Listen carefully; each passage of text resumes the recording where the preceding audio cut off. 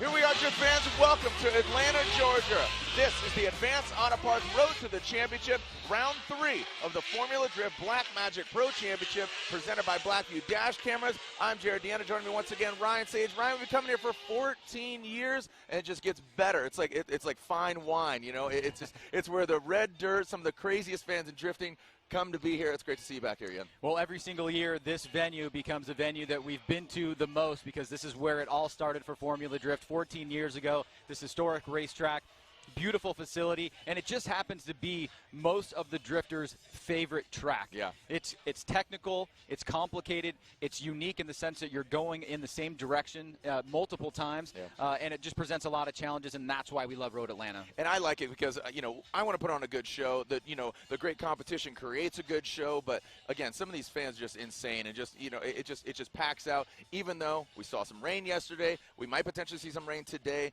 You know, don't want to curse it just yet, but you know, we just have the making of an awesome event. So coming into here, we already have 2 rounds of the books. Traditionally, this would be round 2, but we went to Orlando first, and already there's some drivers making some names for themselves. But qualifying, top 5. Well, we saw a really awesome qualifying yesterday. We made an adjustment to the schedule in order to get dry qualifying, and we saw right out of the gate that Alex Hilburn continued his wonderful job that he's been doing so far this year, staying strong, focused, doing what he needs to do, certainly making himself a contender and slotting himself right into that number 5 spot. Yeah, Alex Hilburn, a very dynamic driver. Another driver, and we talked about him just having the most momentum coming out of last season into this season because he got back-to-back wins. Texas and Irwindale. Matt Field gets the number 4 spot. Well, Matt Field, I think we were waiting for him to click this year. He ended last year on a tremendous amount of momentum.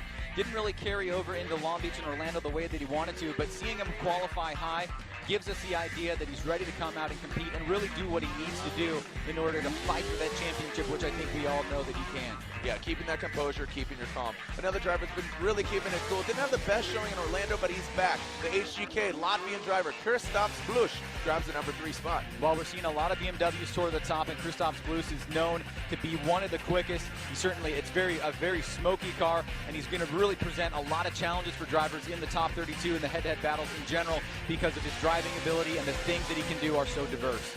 Talking about BMWs, you can't leave out Michael Essa. He won the championship in a BMW, had a couple seasons with a Camaro, now he's back. Achilles Radial, Essa Autosports BMW, number 2 qualifier. Well, you saw right there, Michael Essa is one of the very few drivers that has more or less mastered kind of that backwards entry without reducing the speed down to a stop. And the judges are really critical about that, but Michael Essa was able to do it perfectly in qualifying. He got that number 2 spot, and you can see as he drives through his own cloud of smoke, he's got a tremendous amount of wheel speed generating from those Achilles. Yeah, it's unreal. Well, once again, number 1 qualifier, Vaughn Gittin Jr., a veteran, one of the handful of drivers who's been coming here since 2004. And, you know, the judges say, push it where it looks scary. He's doing just that. This car is all over the place, but he puts the car in all the right places and fills the categories all the best. Well, he said yesterday in an interview that this is his favorite track in the series. It shows right here. We took a poll of a lot of the fans, and Vaughn Gittin Jr. was voted as the number 1 qualifier, and then he went out and did just that. Yeah, so you have our top 5 qualifiers, but there are many contenders, and the top 4 qualifiers get automatic buys from the 32 into the 16 because we have 28 cars. So it's kind of a nice thing, and that's why I think we've truly seen these drivers really step it up. A driver that stepped it up, Frederick Osbo, on the maiden voyage of his brand new Rockstar energy drink, Toyota Racing, Toyota Corolla IM. That's a mouthful, but so was this car.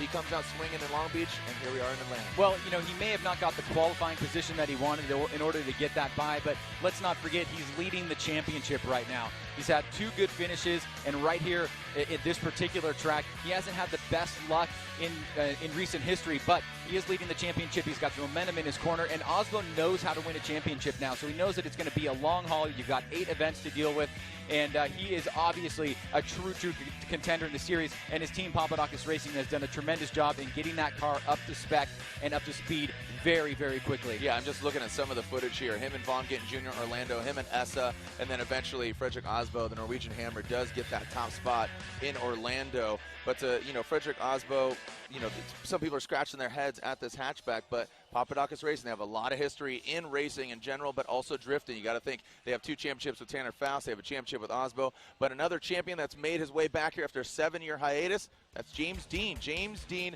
the Irish, the truth. He is back, and he is looking strong, of course, in Long Beach. Didn't have the best showing in Orlando, How do you think he's going to fare here, Ryan? Did not have the best showing in Orlando, but he lost against probably the best chase run that we've seen in recent history, and especially this year against Jonathan Castro. Here's a driver that has come into this 2017 season with probably equal amount of hype as Daigo Saito in his maiden voyage, and he came out and proved it with results right out of the gate, qualifying #2 in Long Beach, being dominant through that very challenging and technical course that he hasn't drifted on in 7 years, and then putting himself in a position to win that event. Now, Orlando, he had a little bit of a setback. It looks like he had a few challenges in qualifying yesterday, but everybody's eyes are still on him to see how he's going to perform in this 2017 season.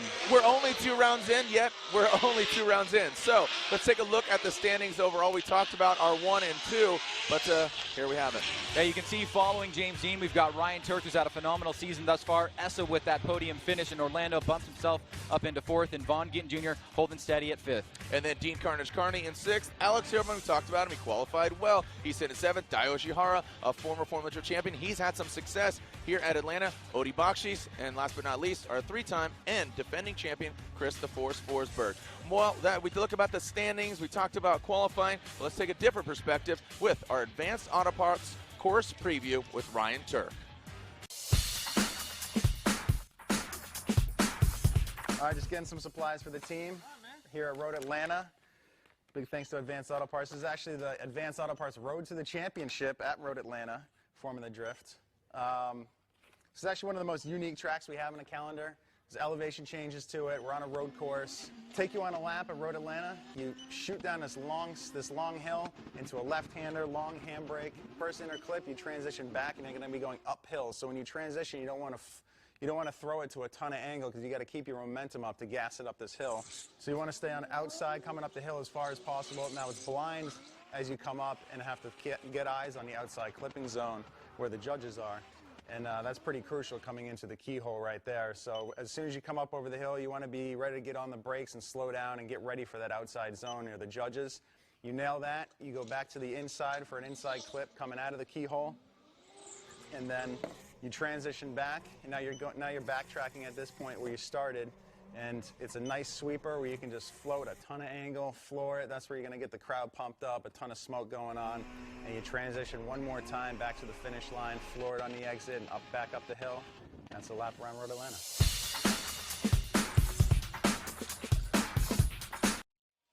All right, now that we've taken a look at the track, let's get into the judging criteria for today with Judge Ryan Lantane. Now, Ryan, yesterday we had qualifying. Today we're mixing it up. It's the main competition, head-to-head format. Break down what we're expected to see here today. So the drivers are going to compete in elimination rounds. They're going to be head-to-head battles. They're going to consist of 2 runs each. The higher qualifier is going to lead first, and the chase is going to lead second. Then we're going to determine a winner. If we can't determine a winner, we will call it one more time. Now, every event you guys give the drivers in the drivers meeting and also the fans a look at the track map and the way that you guys break it down with the points allocation. Let's take a look at the track map and just give us some key points to take a look at, especially with the green and red lines and what those mean. Yeah, the green and red lines, that's your XL-decel map. So this is where the chase drivers can expect the lead driver to either be on throttle or maintaining pace. Or accelerating, or slowing down, either by braking or by using the handbrake, or just by using the angle of the vehicle to slow it down. So we have 5 areas that are important for each driver to achieve in the lead position. And you can see them there, inside clip 1, outside zone 1, outside zone 2, inside clip 2, and then inside clip 3 on the way off the track.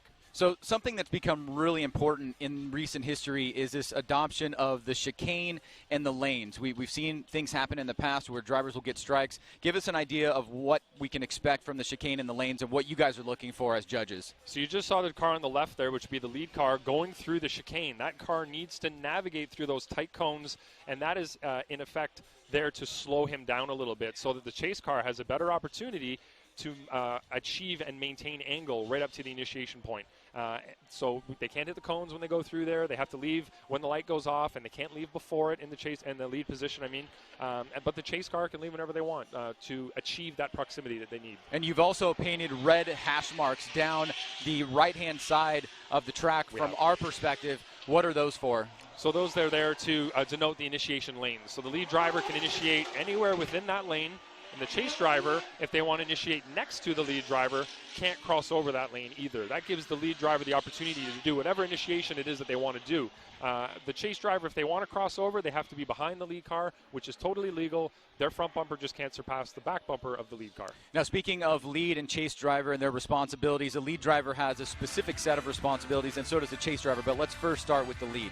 The lead, we want to run as close to a 100-point qualifying run as possible. So in this case, if you want to get the highest qualifying score, would be Vaughn Gittin Jr. They're trying to emulate what Vaughn did yesterday in his qualifying lap.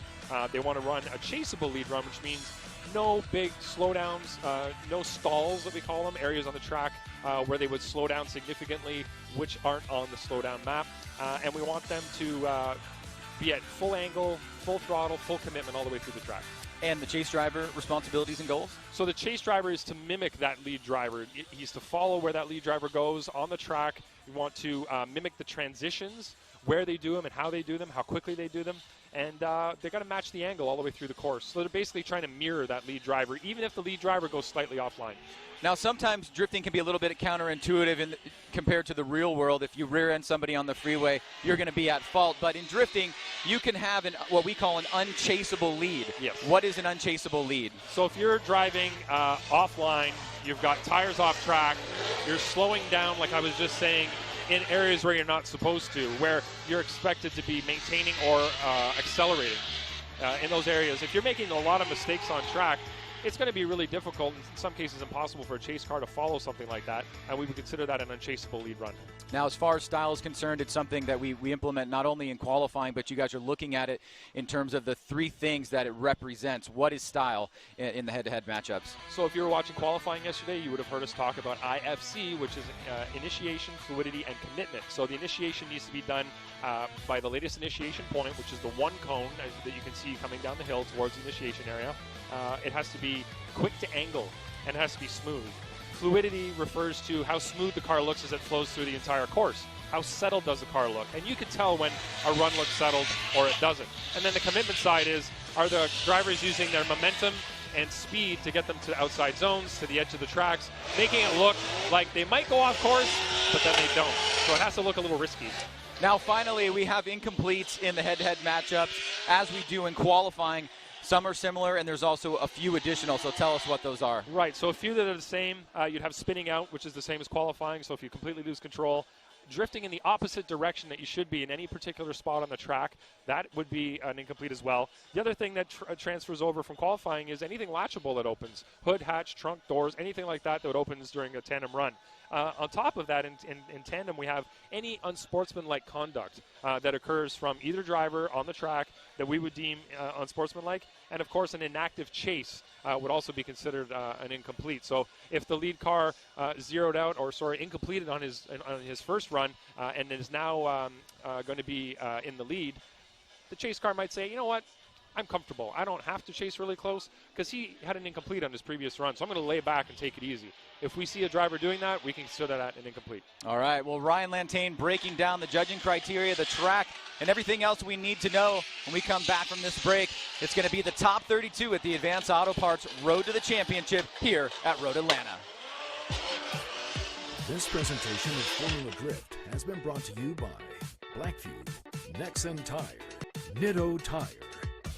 Advanced Auto Parts, let's get you back on the road.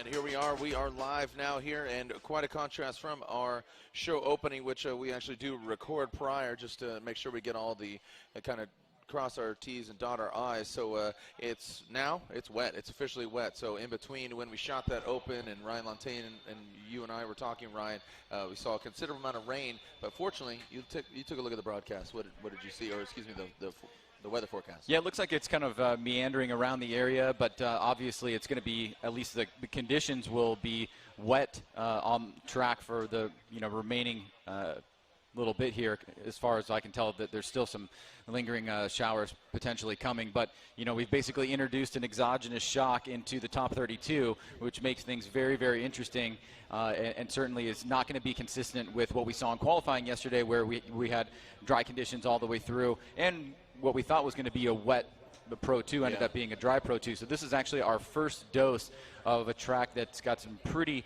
wet conditions. Right now it's not really coming down like it was a few moments ago, but certainly it will take some time to dry, even if it stays dry at this particular moment. It'll take a few runs for it to get super dry. Yeah, if no moisture comes from the sky, it's still going to maintain slickness. So Von Gittin Jr., he has a solo run. He has a bye run. He's your #1 qualifier alongside 3 other drivers. So the top 4 qualifiers are going to have a bye run, meaning they'll advance automatically into the top 16 without having to do competition in the 32. So Von Gittin Jr. shaking it out here again on his bye run, advancing him on into the top 16. So Vaughn is your #1 qualifier. It's wet, but we're going to continue as these cars will make some steam.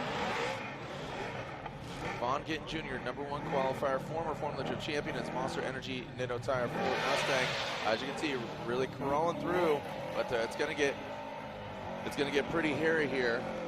And one thing, Jared, that I think will be important to note, especially for fans on site here, but also for fans watching on the live stream broadcast, is we are going to allow each set of drivers to do a kind of a more or less a reconnaissance lap as the conditions change, just to make sure that we get the best possible competition. So what you'll see is you'll see each driver in these head-to-head competition tandem matchups go out, do 1 lap together, just to feel the course conditions, to see if it's changed from lap to lap, and then they'll go back and actually do their run 1 and run 2.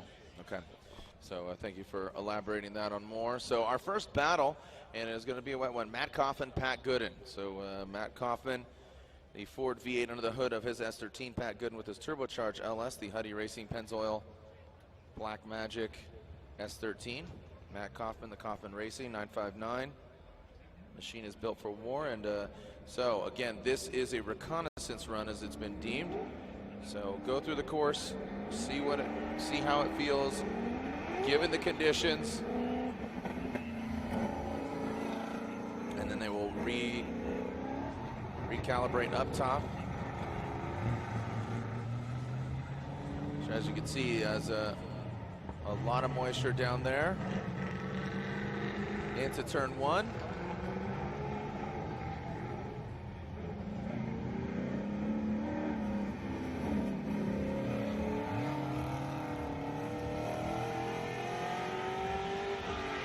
Kaufman drifts back up the hill. Pat Gooden just shaking it out, seeing what's going on here. Now, both these guys, you know, Kaufman from Oregon, he's driven in the wet. Pat Gooden from Florida, he's driven in the wet as well, but not particularly here at Road Atlanta. This track is very fickle, very interesting. Let's see how aggressive or tentative they'll be out of the gate. Kaufman will lead. He qualified 16th. Pat Gooden qualified 17th, so fairly equally matched when it comes down to what they did yesterday in the dry. Hashtag FDATL. Let everyone know you're watching. We are live. You can download the app as well.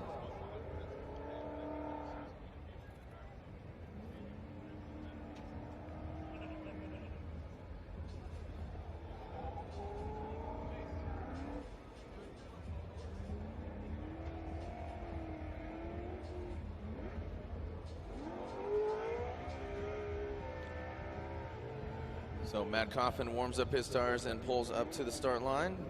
Now Pat Gooden will do the same, and we will bring them up here for our first battle in the wet.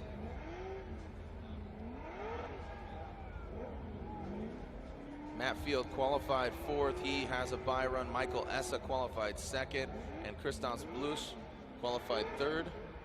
All 4 of those drivers, including who you just saw, Von Gittin Jr., advance on the top 16. They will have their bye run. All right, so we're ready to good and to go. So let's see what kind of action unfolds here for our first official battle in an all wet track here. Formula Drift Black Magic Pro Championship presented by Blackview Dash Cameras. Little sun hitting the track. Hopefully we can dry it out sooner than later. And here comes Kaufman into that first front clipping point. Here, lifting off the throttle, but keeps it. Now, they do change it to a wet layout as they are not requiring them to get all the way out to the rumble strip. Kaufman does that. Nice job getting into there. You see big angle from Kaufman. Now, Pat Gooden, good composure from Gooden. He takes out that front clip, exiting now out of the horseshoe. Kaufman, great angle there as he keeps it through. And Gooden looking like he wants to eat some cones. A couple of them, so there it is. So the sun comes out now. It's going to get pretty steamy here in just a little bit. Well, I think it's going to be all about the initiation on these wet conditions, really setting yourself up to try to hit this inside clip with the right timing and not head into the kitty litter. And we're going to be able to kind of see this more in slow motion, so you're going to see some of the mistakes. But we'll bring Ryan in here as soon as he gets done taking a look at this replay and talk a little bit about what transpired in the drivers' meeting. In particular, one of the things that was noted was what the judges were going to allow in terms of coming up the hill to outer zone 1 and outer zone 2. So Ryan, can you elaborate a little bit on what you guys changed from the dry course layout to the wet course layout? Basically, we're allowing them to not get on the rumble strip coming up the hill and outside zone 1. If you've ever walked on a painted surface when it's wet, you'll note that it's really, really slippery. And we've seen drivers actually in practice get on that rumble strip while it was wet, and they spin out at an incredible rate. It's really fast. So we just told them they don't have to get on the rumble strip while we're in wet mode here. As soon as it dries up, we'll get back to the traditional layout, if you will. They don't have to. It's not a deduction if they don't. If they do, that's fine as well. Yeah, if they can get their tire on there and not spin, then that's kudos to them. But we're not forcing them to get on it. Here we go. Pat Gooden out front. Matt Kaufman in the chase position. Pat Gooden throwing it in, as you talked about, Ryan. Looks like he gets outside rumble strip, tight to the front. Matt Kaufman right into the mix of that S13. Now Pat Gooden. We're seeing some steam come off the back. Oh, Matt Kaufman lunges forward. Look at that. Having some fun here in the wet. Kaufman and Gooden making it exciting here. Definitely a slower MPH, but still keeping great composure. Good angle. Now back up the hill. And there is Gooden and Kaufman, with both of them completing their runs. Well, Jared, one of the things you're going to notice right out of the gate here, as opposed to Pat Gooden on his chase, is you can see Matt Kaufman is going to tuck up on the inside. Gooden went a little bit wide, didn't stay on the inside during that inside clip there, and I think that's going to be advantage to Kaufman on that section of the run. Now, as we come up the hill here, you're going to see both drivers come into the horseshoe. Kaufman surges forward. He has to make a slight correction, but he's certainly going to get some bonus points there for maintaining an aggressive nature as he transitions down the hill here. Now you can see Gooden out front. Good angle by Gooden. Very smooth as he comes through kind of on a middle high line through this last inside clip here, but Kaufman not letting him get away, so good job by both drivers here as we wrap up run number 2. All right, so our judges are taking a look. Pat Gooden, Matt Kaufman, slide him left for Gooden, right for Matt Kaufman, and there it is. Matt Kaufman unanimously gets the win, taking out Pat Gooden. So Kaufman advances on. Matt Kaufman advances on from Medford, Oregon, as we are going to see our next battle. But before that, Lorette Nickel caught up with our defending champion Chris Forsberg and talking about these crazy conditions here in Atlanta. Chris Forsberg and I were talking about this stupid rain that keeps coming down and stopping. So, Chris, how is this going to affect you guys? Well, yeah, the rain is it's always a mystery. It's a variable. And the biggest thing for us is if it's going to rain, we want it to come down and stay wet. And what happened to us, what's about to happen to us now, and what did happen to us yesterday in qualifying, is we get like a full track wet down and then it stops. And so you get these dry patches. Some of the sections of the track dry faster than others. The racing line dries out faster, so if you go a little wide, you get loose. And essentially on our second qualifying lap, I was one of the guys that had to run a wet, dry track. And so while I'm trying to compensate for the car over-rotating and starting to understeer and, throttle and e-brake to maintain angle, I broke the rear differential because you're going from, 80 miles an hour to 0 to 80 to 0, and you're just really shocking the drivetrain in those conditions, and that's what snapped our differential. And where is it now? Is it fixed? Oh yeah, we're 100%. We have a spare diff. We went back, fixed it, and we got back out for practice last night even and did full wet practice. And we're right now set up for rain because we're still drizzling, but time will tell on if we have to go back to a dry setup. Chris, thank you so much. Thank you. Guys? For drizzle, Chris Snoop Dogg's here. So as Alec Honadel and Uharriet, you saw them have their recon lap, and now they will pull up to the start line. It's getting just seeing all the seasons here today. Again, it was really cool this morning, seeing the rain. Now the sun is out, and as Chris mentioned, the sun could really dry different spots of the track. Even seeing Alec Honadel step it out, looked like it gripped up pretty quick. Yeah, no, for sure. I mean, the track surface is very similar in terms of the type of asphalt that's laid down, but in terms of how it dries at different times, certainly can have an impact. Here we go. Alec Honadel, Uharriet, our second battle here in the top 16. Honadel initiates. Uha. in the chase, and they wrap around that first front clip. You can see Honadel. Smooth transition into the first outer zone, and now into the second, into the keyhole. Uharriet, you see him gain some proximity, kind of overshooting there, letting a wide swing out there, and that's going to allow Alec Honadel to pull away. And Honadel heads back up the hill. Whoa, and Uha getting into the dirt. And we saw that could cause some havoc. We saw that yesterday with a couple cars going off. Yeah, for sure. Pro 2, we saw a few cars go off there, so you got to finish strong. Honadel, once again, talking about this initiation, I think it's going to be so important, especially getting the timing right, not to head in that kitty litter. You can see Honadel does a great job there. Uharriet falling behind a little bit. Like to see a little bit more angle on the car from Honadel coming up the hill. Tries to reach out to this zone. He comes up a tiny bit short, but is able to at least fill it more than 3/4 of the way. Now as we come back down the hill here, you can see Uha has a tiny bit of a mistake through that transition. Right there, Honadel pushes a little bit wide in that last corner, but he's able to recapture that final inside clip. And then right there, Uha narrowly goes off course, but is able to throttle through the finish line. So now they'll switch it up. Uharriet goes to the lead position, and Alec Honadel will chase him down. All right, let's see who is going to be. I mean, I think this really, Ryan, would you say it comes down to the chase and how dynamic you make the chase, or you're just keeping it together? Definitely want to keep it together, but I think because it's so much slower, the judges are able to notice all the little mistakes a lot easier. When it's very, very fast and they have to really look at replays, you know, it's not as challenging to see the mistakes and when it's basically in slow motion. Yeah, that's you took the words out of my mouth. I was going to use the word slow motion. Here we go. So Uharriet, but I mean, the driving prowess still keeping the composure. Uha, and that's what we were just talking about. So with Uha re-entering, getting off course. Whoa. Okay. All right. So, Ryan, what I truly assume is going to happen here with that would be an incomplete run there, unfortunately for Uharriet.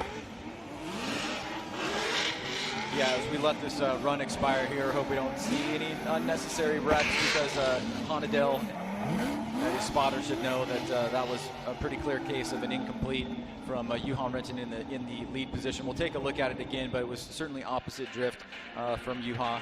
And when we have an incomplete in the lead position, that essentially finalizes the run right there. You're going to see Uha right here is going to have a big understeer, kind of an opposite drift for a second there. It comes back on course. I believe that met the standard for an incomplete, and it looks like all the judges are shaking their heads as well. So the run will be done at that point. It'll be an incomplete for Uharriet, and it should be an advancement on into the top 16 for Alex Honadel.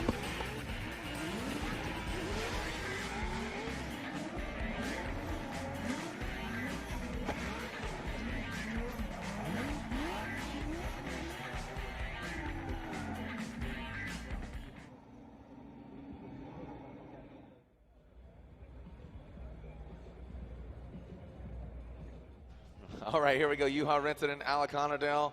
Slide them left for Uha, but they do go right for Alec Honadel. Alec Honadel lives to see another day. So Justin Polleck, Jeff Jones, claiming hard. What do we got here? Battle of the Jays, but we're going to see some.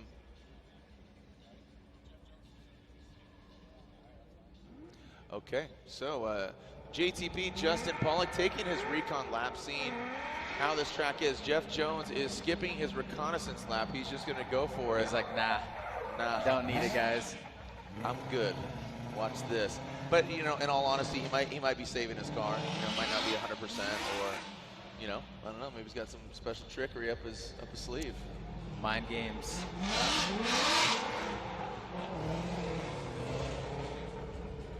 So JTP, Justin Polleck, his Falcon Tires, Roush Performance, Ford Mustang.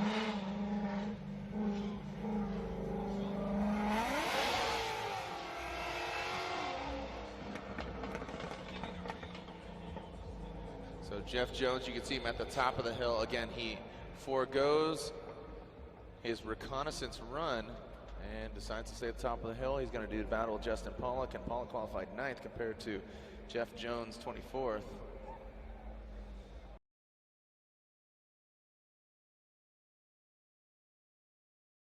So you can see Jones warming up his tires, and Polleck will turn it around. He will lead.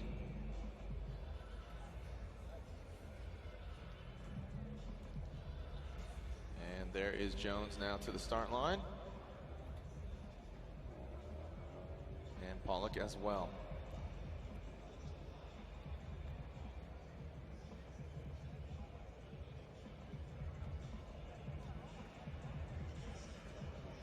Next round of competition for the Formula Drift Championship, New Jersey. We're heading up east. Up northeast, I should say. And here we go. Polleck and Jones. Let's see how this Mustang can handle the lead. And Jeff Jones, without that reconnaissance run, is not going to end up helping him or hurting him. You got to wonder why he skipped that. Oh, and Polleck now goes and slides into the kitty litter. So, unfortunately for Justin Polleck,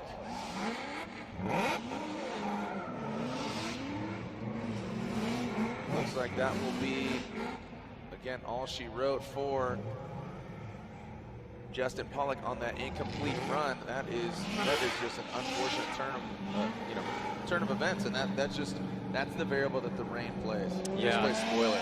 Yeah, you're never excited about a rainy competition, especially when you've got 1,000 horsepower vehicles that can do so much on this amazing track. But here, as you see Justin approaching here, he's just going to get a little bit too hot coming into this first corner. He's got some big angle on the car, but you can see he overshoots that first inside clip. And now at this point, we know exactly what Jeff Jones needs to do. He would have to himself, or rather we know what Justin needs to do. It would require that Jones would receive an incomplete on his run. And as a lead driver, I think the biggest area where that could play a role, is, like we said, is on initiation. So he did not take his reconnaissance lap, but he was obviously able to manage through his chase run. Now can he do it in the lead? Yeah, just overcooked it. Ends up in the kitty litter, so we'll get that cleaned up. So now Jeff Jones is out front, and that's just unfortunate for Justin Polleck. But Jeff Jones looks like got a nice little break there, and might ended up playing out to his favor for whatever reason.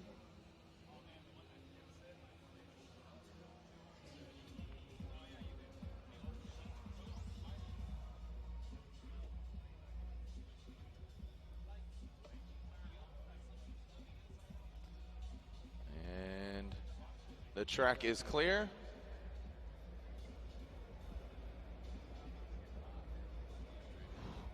Yeah, it is getting warm for sure. And here we go. Jeff Jones out front. Justin Polleck with that mistake there on his first run. What is going to happen now here? Send it for Dale, buddy. Nice. Here comes Jones. Can he make it past that point of no return? And he does. So Jeff Jones keeps it where the rubber meets the wet road. Look at Polleck throwing out some nasty angle. Well, I'll tell you what, we're seeing some smoke. That's a sign. That is a great sign that the track is drying out in some portions of the track. But you gotta remember, that is basically the valley right there at that first clipping point. Oh, and Jones and Polleck get into it. Shred that back bumper off, but Jeff Jones keeps it together. So, I mean, unfortunately for Polleck, he had that mistake, but fortunately for Jeff Jones, Polleck had that mistake. Well, let's take a look at this again here. We know what needs to happen in order to force it one more time. It's going to be a big disappointment here for Justin Polleck, because Jones out front takes a very calculated approach here, comes up the hill. You can see he's doing what he needs to do as the lead driver, just needs to manage to get through the course. You can see he's going to cut this line very, very tight there. He's certainly flirting with disaster. You don't want to go off course there or straighten out, but the judges do want to see you fill that outer zone, but it wouldn't obviously give you an incomplete if you did. And then you can see right here as Polleck surges forward, he makes contact with Jones. Jones stays in it there, bumper flies off, and the run is over.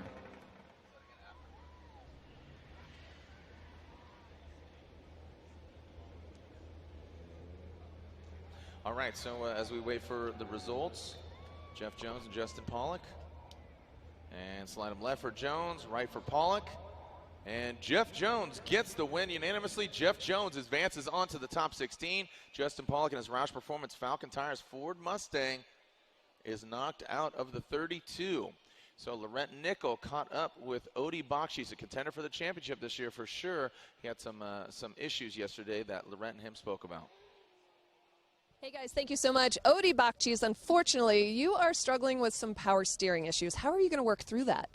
Well, it was feeling kind of weird during qualifying, and you know, we made the executive decision not to attack it because we don't have time.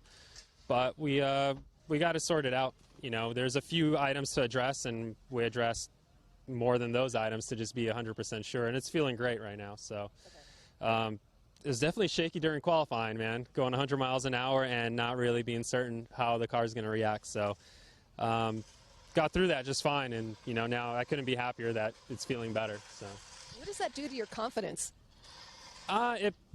It's a challenge, so it's kind of cool, but it's just unnecessary unnecessary items to think about. So that's not fun. You always want to just concentrate on, you know, your muscle memory and the line instead of, hey, this or that mechanical part of the car. So it was a little challenging during qualifying, but we got through it no problem. I have to ask you about the subframe that you found in the Georgia woods. Can you tell us that story? Yeah, so in Orlando we had an incident with the wall, and it bent and damaged my front subframe on this car.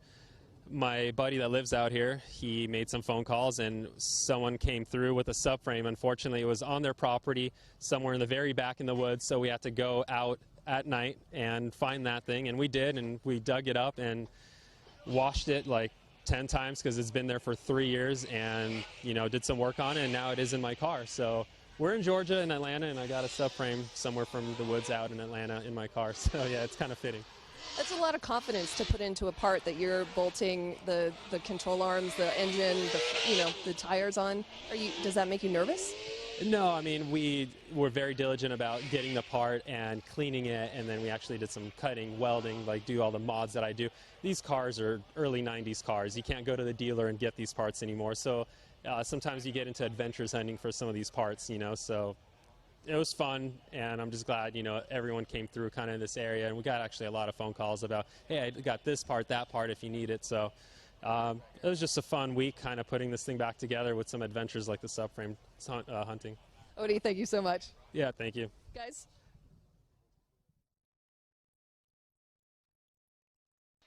All right, so as you can see, Matt Field, this is a bye run. He was your number 4 qualifier yesterday. That means as we have a top 28, that means the top 4 drivers advance on, top 28. Matt Field will now again take his bye run, and he'll advance on to the top 16 in his Falcon tires. Victasia Black Tracks S14.5. You can see him shimmying there. But like I said, Ryan, you're seeing some smoke. You're starting to see some smoke both there on initiation. And watch right here. Look, as they're tearing it up into the keyhole and the horseshoe, we're starting to see some smoke. Yeah, I mean, I think you said it exactly from Chris's interview. The track is drying at different areas at different times, but now we're starting to see some smoke kick up. And it's really exciting that the sun is out here. Looking at the radar, you know, the clouds and the rain are still kind of around us, but sometimes Road Atlanta has this ability where it kind of forces the moisture around us. But and if we do get through this without any more moisture, that'll be great, and we'll be able to see some some really awesome battles for the remainder of the top 32. But right now it's still a little bit slick, but it's certainly drying out. All right, so yeah, I kind of got pumped there seeing Matt Field finish out and heading back to that final clipping point. So again, the top 28, that is correct. As now we are seeing Matt Field advance on. We are just 5 battles into the top 16. And next up, Ryan, you're taking a look at this matchup. You got, Ken Gushi, the OG original Gushi, and then James Dean. You're saying, man, this is going to be a heartbreaker for one of the guys. Well, high stakes, no matter what. You've got Gushi, trying to make a push for championship. Wants to come back from that strong year that he had a couple years ago. And James Dean, obviously, making a big statement in Long Beach. Another big statement in Orlando, getting taken out by Castro, but still putting on an incredible battle there. And wants to come back strong here. He's sitting right at number 2 in points right now. So he's got a lot to lose here, as does Gushi. Okay, so we saw them warm up the tires. This is a recon lap, but Ryan, you can even see just looking down the hill, but the water really seems to collect. You can still see, dry patches coming down. Here comes James Dean. He's coming in hot. Now he's from Ireland. He has a lot of wet driving experience. So but right there you can see it kicking up. Yeah, we're starting to see the drivers get a bit more aggressive here, and every time the drivers go through and lay down another layer of rubber, it's potentially going to get grippier in those areas where rubber is actually able to be laid down and drivers aren't just kind of skidding over it or sliding through it.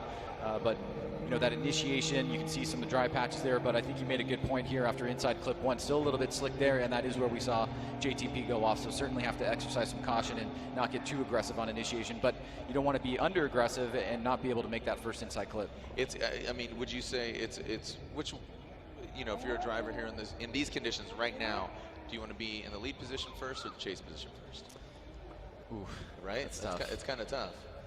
Because if you're the lead car and you kind of overcook it, or if you're the chase car and you're expecting that lead car to kind of go in too hard, I mean, I would probably say I'd prefer to be chase. the lead car. Oh, you would? You'd go chase? I was going to say chase. You know, I would have let the first guy make the mistake. I mean, but then again, you could get completely dusted if you, you know, this is just such an unpredictable surface right now. And it's just changing with every moment because if you're not here in the building at Road Atlanta, it is quite steamy. It is a dead calm. There's hardly any wind. And the sun is out, and the water is still on the track. But here we go. James Dean, Ken Gushi.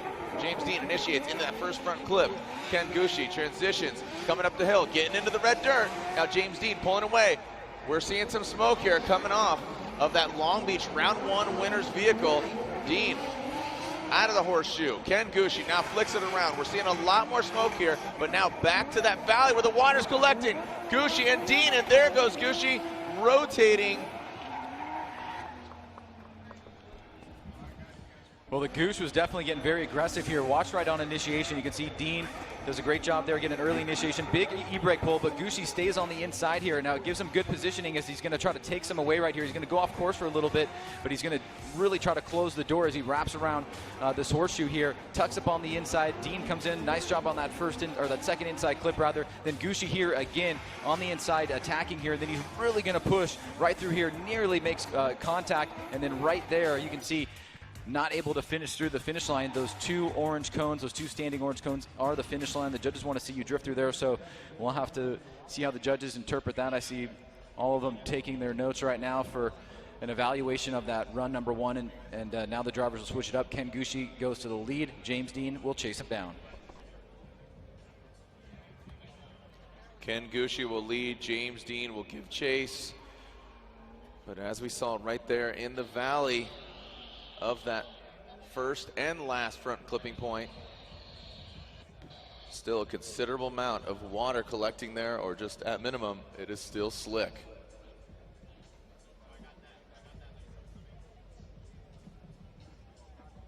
We are live here if you're just tuning in. Let everybody know, hashtag FDATL. We are live here at Top 32.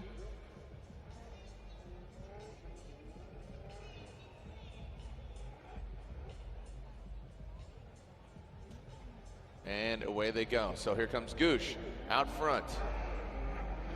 OG down in that Gretty Performance, Nexen Tires. Toyota Racing, Toyota 86.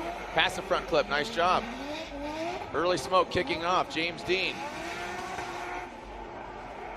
James Dean, you see it massaging it into there. Gushi not getting all the way to the outside zone. Seen a considerable amount of smoke by comparison. If you can recall that first run, Gushi now turning it up. Big angle once again from Gushi as he brings it around. That's what he wanted to do for sure on that first run. But run, I really think comes down to you know, Gushi and that chase run was, you know, were those mistakes that big to kind of offset? Well, we'll have to see how the judges interpret that, how they saw that happened there. But let's take a look at this run in particular here. Gushi gets out. Nice job as the lead driver here. Dean starting to close the door here. Gushi, like to see him get out a little bit deeper to that outside zone number 2 there. Nice and tight here as Dean closes the door, wraps around, going down the hill here. Good job by Gushi grabbing that corner, and then right here Dean's going to fall off for a little bit, and watch, he's going to kind of straighten out a little bit there before the finish line. Not as aggressive as what happened with Gushi, but once again, this is run number 1 here. Now you're going to see as both drivers come down the hill, Gushi's going to really push hard, try to be very aggressive against Dean, and we thought maybe there was going to be some, and there actually was contact right there, so that's pretty interesting, and that is probably what forced kind of the spin out there before the finish line from Ken Gushi. So let's bring in Ryan Lantane and see if he can give us a little bit of insight to the overall run there between James Dean and Ken Gushi. Looked like, am I on? Yep.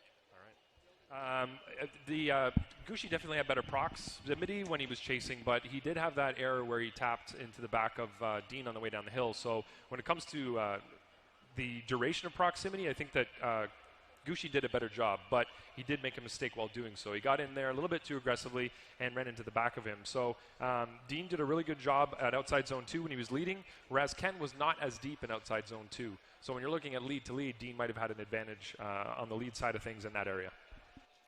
Okay, so Gushi and Dean. Slide him left for Gushi, slide him right for James Dean. Ryan, Brian, and Andy going to the judges. Ryan says James Dean. Andy says one more time, and Brian Eggert says James Dean gets the victory. James Dean advances on, our winner from round 1 and a contender in top 5 right now in points. Advances on the top 16. Big, unfortunate turn of events there for Ken Gushi. You know, that's just, it is what it is, right? I mean, how critical is a spotter for our drivers at this point? I think very critical. I mean, being able to tell your driver objectively what happened from an outside perspective, from a third-person perspective, is extremely important. You know, as a driver, you have the perspective inside the car. You don't really know exactly how the other driver is doing, especially if they're chasing you down and you're focusing just on your lead run. So it's really important for your spotter to be able to relay information and give you an assessment of not only what the judges are saying here in the booth or what we're saying, or if there are any official calls, like if there was a collision and who's at fault, things like that, but also if the driver made a number of mistakes, and you can tell your driver, depending on what your working relationship with them, if they want to know everything, or maybe they don't want to know a lot, they just want them to drive 100% every time. So yes, spotters are extremely important. Yeah, sometimes the shut up and let me drive situation, sometimes it's like, what is going on out there, you know? But I mean, I would say it's really critical, because you could still see, you know, coming downhill, they don't hit that right side or to our right as we're looking at it, but you can still see a puddle there. So that means there's a lot of water collecting there on that turning, on the clipping point number 1. So, you know, watch it there, but then it's dry. I would say through the rest of the course, you're seeing as much smoke coming off of these vehicles, or at least drier from what we saw from our first battle of Kaufman and Gooden.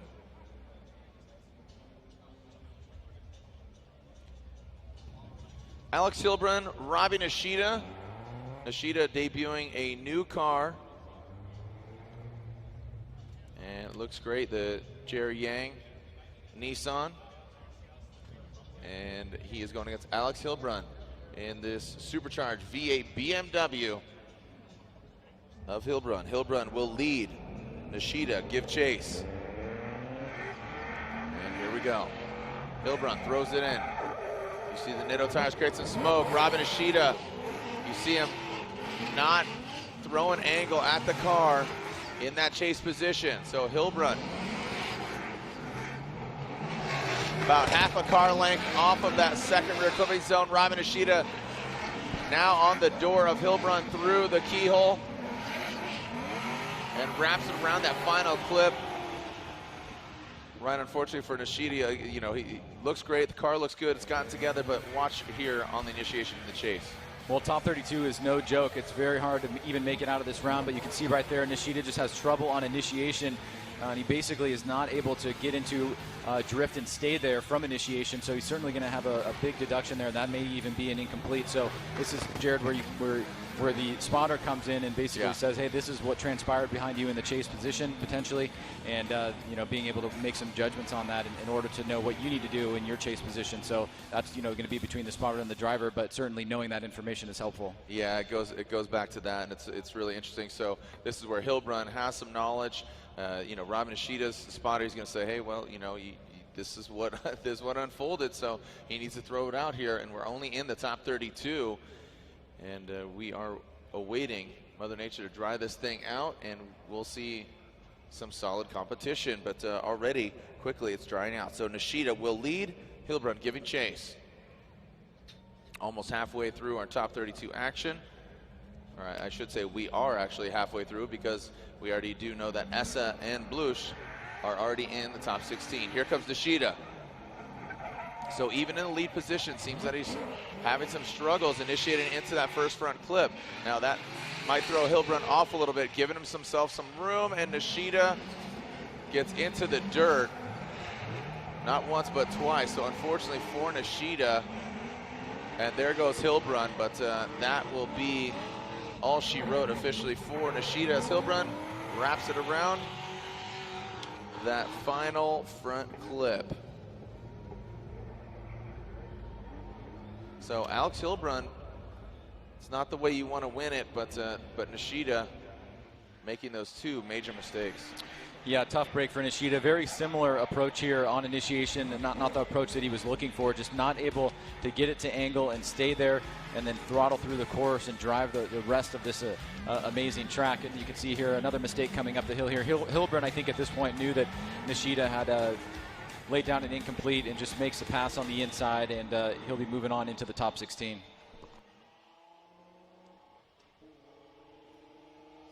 And there it is. Alex Hilburn gets the victory, advancing on to the top 16. So next up, Odi Bakchis and Chris Forsberg. Both these guys having some issues, as they said, with their vehicles. But if you want a Odi Bakchis autograph, head on over to the Drifts booth during halftime at the Drifts booth. That is DRIFZ, Hardcore Wheels for the Street, as Odi Bakchis runs those wheels on his car. So come visit, meet and greet Falcon driver and Drifts Wheels sponsored vehicle and driver Odi Bakchis at the halftime break at the Drifts booth. So Odi Bakchis, Chris Forsberg, two championship contenders. And you could see the stats there going against each other 7 times before. Forsberg bested him with 5 wins compared to 2. And here go our recon laps. What do you got? Well, I was just going to say, you know, a lot of times when we see these guys get matched up in the top 32, we always say these are going to be the battles that we're going to talk about when the points tally ends up at the end of the season. If only I would have gotten out of the 32 here, you know, that would have made the difference. So these battles, especially in the early part of the season, are extremely important. Forsberg knows probably better than anybody as a 3-time champion that you really, in a 7 or 8 stop championship, you really need to have grade 8s or better to be able to compete for a championship coming down to the wire. And what we've seen is that these little tiny things that happen at events where you get knocked out in the 16 or you get knocked out in the 32 certainly make a difference as the points add up. But this is a battle in particular because we saw Odi really surge toward the championship last year, and Chris obviously capturing it, where you're going to be talking about battles like this towards the end of the season. And you use Chris as an example. What's even crazier is he won the championship without winning an event. So that's even crazier, just showing you consistency is key. It's not necessarily like winning the event, but it's showing up in a grand fashion. Yeah, and the last time we got close to something like that was Tanner Faust, where he ended up, I think, winning the last event of the year, but he was winless in his second championship, right, I believe, as well. So, yeah, it certainly can be done. Consistency is absolutely key here, and we're looking to really have an interesting battle here as we're still kind of in changing conditions. It's getting faster. It's not back to 100%, and hopefully the reconnaissance lap is giving the drivers the confidence they need to push at 100%. Like where it all begins is that clipping point number 1. We saw early on Justin Polleck go into the kitty litter, but now, you know, that's going to be the point of contention and the point of no return for these drivers. So Odi Bakchis will lead. He qualified 12th compared to Chris Forsberg qualifying 21st. So we are ready to send our cars. So the winner of this battle going against Alex Hilburn in the top 16. Odi Bakchis will lead. Forsberg giving chase. Odi throws it into that first front clip. Both of them slingshotting out of there. We're seeing a lot drier conditions. Not the moisture that we saw. Odi, good job getting to the outside zone. Forsberg on the door of Bakchis through the keyhole. Banging out of the horseshoe. Bakchis, some separation there as we bring it around that final clip. The clipping point is knocked over. Ryan, we're seeing a lot of smoke here, a lot more than from where we started. Yeah, we're certainly starting to get close to full pulls here, and Odi, great initiation here. A little bit of an e-brake pull into that first inside clip. Chris not letting him get away. Odi does a great job coming up the hill, setting himself up on this line to get deep into this second outer zone. I mean, that is absolutely perfect. But right there is Chris Forsberg maintaining close distance to Odi Bakchis as they go down the hill here. Chris looking for an opportunity to close that little one-car gap here, but Odi doesn't let him as they cross the finish line here. Keeps that one-car gap. And now we'll mix it up. Forsberg to the lead position. Odi Bakchis to the chase in a great battle here in the top 32. And like I said, both of them having issues. You know, with Chris had a issue with his, he said his differential yesterday, and then power steering for Odi Bakchis. But both of them getting their cars back together, ideally 100%, because they know who they're going against. These guys have run hard against each other before, and you saw the stats there. Odie Bakchis has bested Forsberg 2 times, but Forsberg has bested Odie 5 times. Here we go. Chris Forsberg in the lead position, initiated into that first front clip using all of the course. Odie Bakchis really mirroring that angle of Chris Forsberg. Nice job in the chase position. Here comes Forsberg out to the outside zone. Oh, scrubbing some speed there is Forsberg. But Odie Bakchis transitions around. Bringing it on down into that final front clip. And there goes Forsberg back up the hill. Ryan, I still sense some tentativeness from both of the drivers, even though they're close, but I still sense it. Well, look at Odie here from the onset. He's very aggressive in the chase position, and I think right there, that's a great move by Odie not to make contact with Chris, yet still maintain the distance needed. Now, I think it's really going to come down to the comparison of the leads, because I think Odie might have been the more aggressive driver in the chase more consistently throughout the run, and I want to confirm that with Ryan if he thinks the same thing. But as we come across this last section here, remember there was a bit of a distance, about 1 car distance between Odie and Chris on Chris's chase, and Odie was able to kind of keep a little bit more proximity there. So, you know, did Odie have a better lead or did Chris have a better lead? That may be the deciding factor. And Ryan, from your perspective there, can you give us some of your overall thoughts on those 2 runs?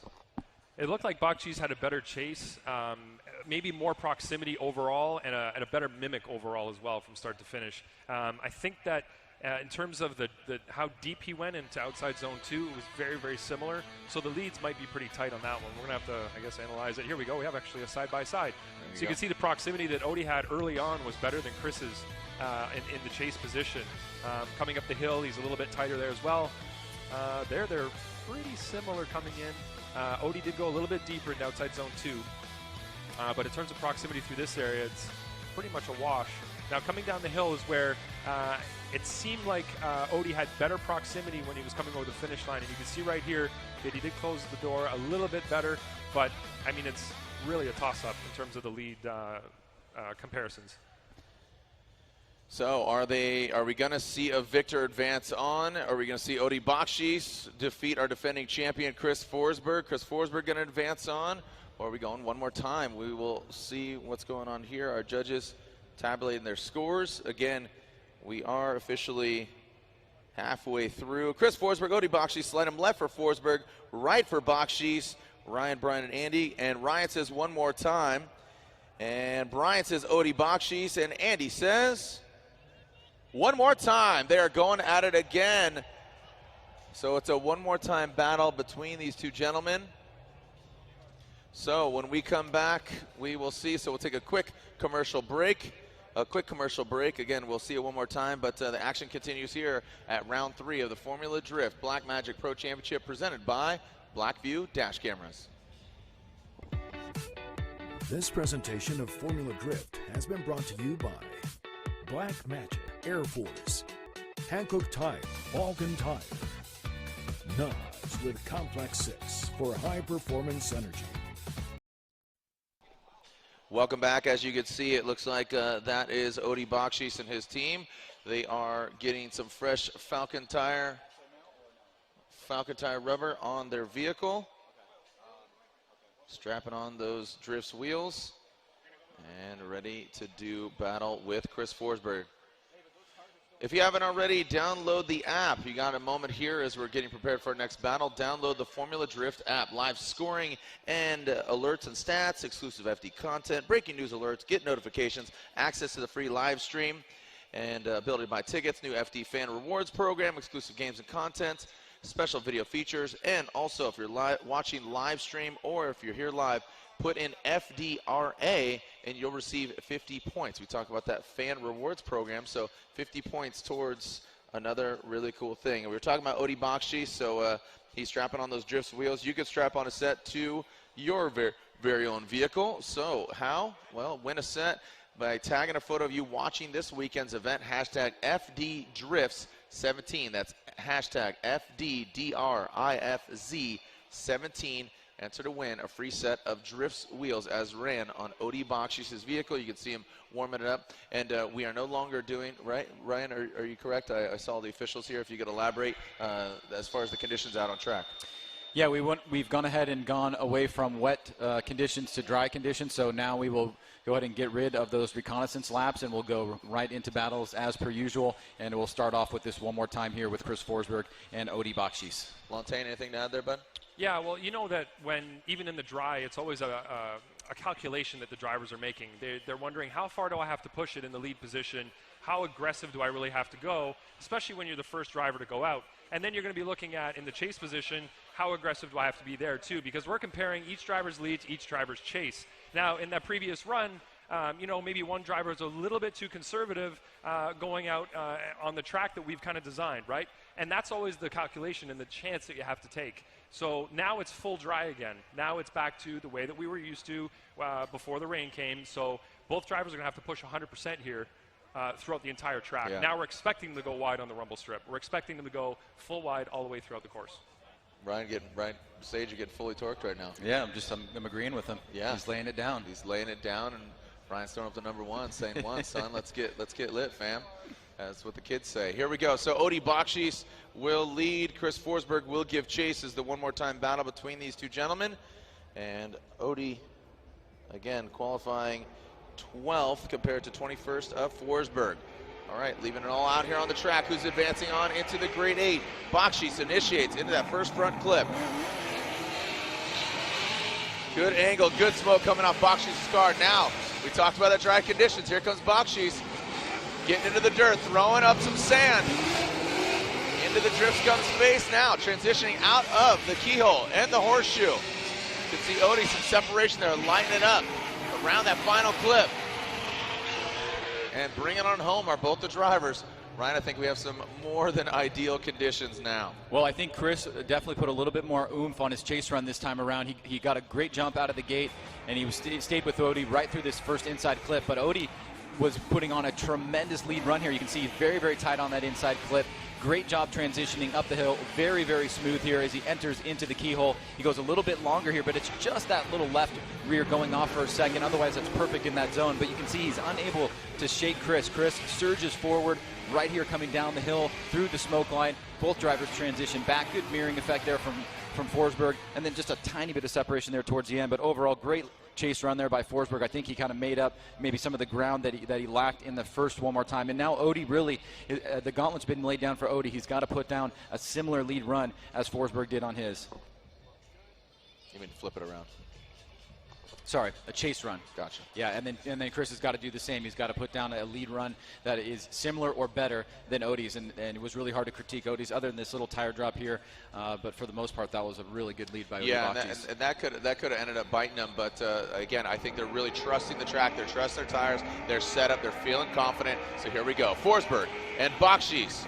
Forsberg getting out to that rumble strip, re-entering into that first front clip, and Odi Bakchis comes in on the inside. Forsberg into the horseshoe, getting to the outside zone. Bakchis is right there. He's applying the pressure.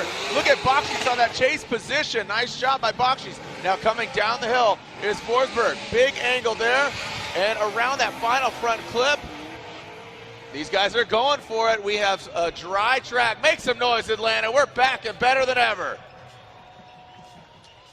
Well, I think Odi was definitely the more aggressive driver, but, is it going to pay off for him here? You can see Chris does a nice wide initiation there. Odi already pushing the pressure here. Now he's going to make a bit of a mistake going off course. It's going to cost him a little bit, but then he gets right back on it and surges forward here, stays super close to Chris. I mean, this right here is really, really door-to-door action on that inside clip. Great job by Odi through the smoke line. Forsberg now down the hill, good angle here, and then Odi again surging a second time as he reaches into the back area bumper of Chris Forsberg's car and even right up into the door there. So a tremendous run by these two top competitors, both guys looking to fight for championships in a great battle here at Road Atlanta. And this is a battle, I mean, would you agree that you'd see in grade 8 or even Final 4? Yeah, absolutely. You can see once again from this overhead angle here, this is from the judging tower. You can see Odi right here. In the past, I think that would have been considered a much greater mistake, but he's able to make it look pretty decent. It will be a mistake. It will be charged against him. But Odi was able to come back with a very strong chase, and he may have been able to nullify that to some degree. Forsberg did have an awesome chase as well, but I think Odi was maybe just a bit more aggressive and had a bit more closeness at certain areas of the course. So this is going to be a tough call for the judges here as both drivers now wait for the decision. So, yeah, as you say, the drivers wait for the decision. We are seeing dry conditions. How are we doing out there, Atlanta and around the world? Let them know. Hashtag FDATL. We got a packed house here. Thank you for enduring all the seasons here in Brazelton, Georgia, just outside of Atlanta. 14 years, Ryan. It's been pretty crazy here as we are really analyzing this coming down the hill. And the judge is talking about that line there as they enter the horseshoe. They want to see them tight. They don't want to see them go all the way out. So when you exit the horseshoe, that green cone that a lot of the drivers are kind of coming over that corner where the grass, and they want to see them tight and then transition into that one final flick towards that final clip. Yeah, the green cones are markers for the drivers, not the zones. The zones are marked by the orange cones.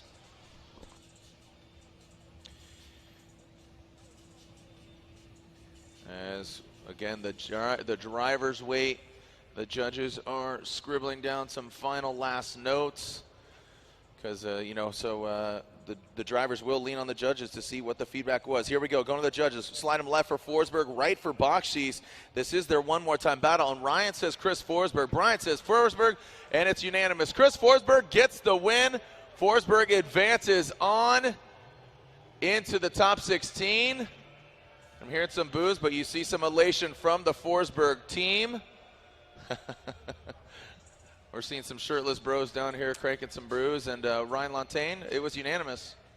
Yeah, we asked the chase drivers to be really aggressive, and we get that when you're being aggressive, you might make some corrections here or there, but we just felt that Odie was a little too aggressive and a little bit sloppy in his chase position, whereas Chris was more composed while he was in his chase position.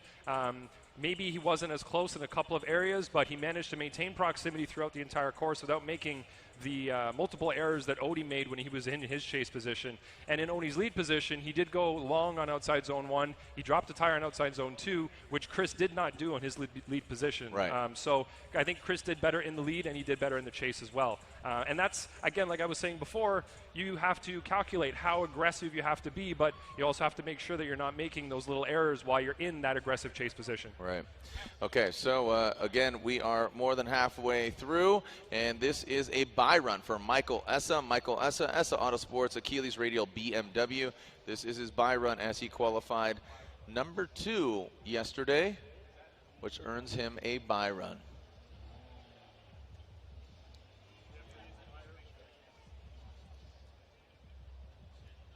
All right, so as we wait, Michael Essa will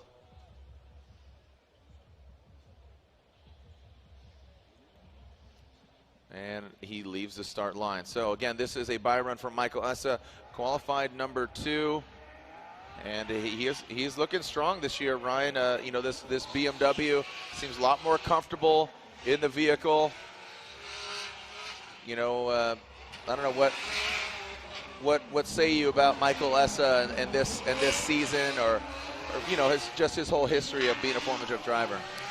Well, if you go back to his 2013 championship season, he started off strong and had a few moments in the center there where we didn't know whether he was going to hang on to it, and close strong. This year he starts off really strong, so it's a little bit reminiscent of that season, and he seems to be very well suited to that. BMW seems to work a lot better for him, and he's made some minor adjustments to it in order to get the comfort level that he wants. And talking to him at Long Beach, he's really happy with the car, and obviously it's showing in the results. So yeah. I think now that he's having these high qualifications as well, he's really showing that he's got full command over the vehicle, and he's going to be really exciting to watch. Dean Carnage Carney, Dan Briette is our next battle. So no more recon runs, all killer, no filler. And the sun is out and it's blazing.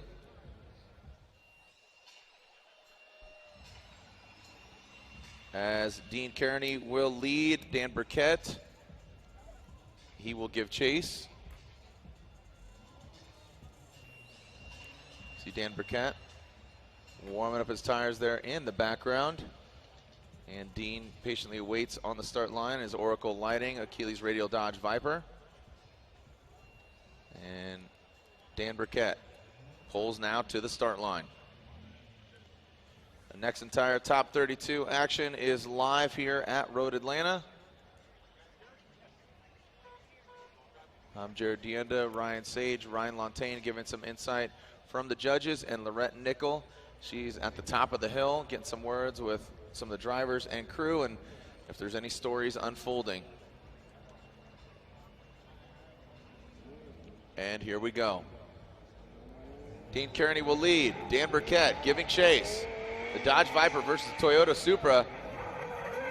Kerney initiates. You see the car bounce, get some attitude there as Briette tightens it up. You see some brown smoke being thrown up. Oh, and Briette. A major correction there by Dan Briette. Entering into the horseshoe. Oh, and then Dean Kerney looks like he gets out of shape. As he exited, it looked like he dropped a tire. What just happened there? Some funny business.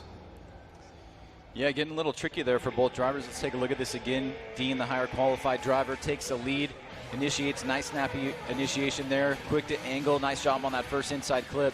Now Dan, as he comes up the hill here and we enter the horseshoe, the car is going to shut off and he's going to basically stop drifting there. But let's keep an eye on Dean because, as you know, as the lead driver, when there's an incomplete in the chase, the lead driver still needs to finish, and that's a pretty big straight in there. That is sizable. And he's certainly flirting with disaster. It would be really unfortunate for him if he were to also incomplete that run. That would basically wash this particular battle here.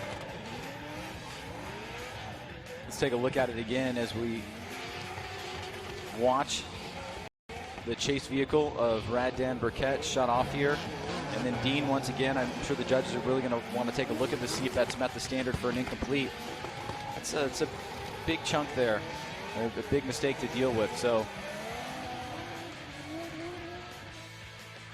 possibly an incomplete by both drivers. So a lot of attention is going to be paid to this second half of the battle now as Dan Briette goes to the lead position, Dean Kerney goes to the chase. Yeah, let's keep it tight and right, fellas. I mean, don't leave it in the judges' hands and don't just hand it over to your competitor. So both these guys having mistakes. Now Dan Briette will be out front in the Toyota Supra, and Dean Carnage Kerney will be in the chase position.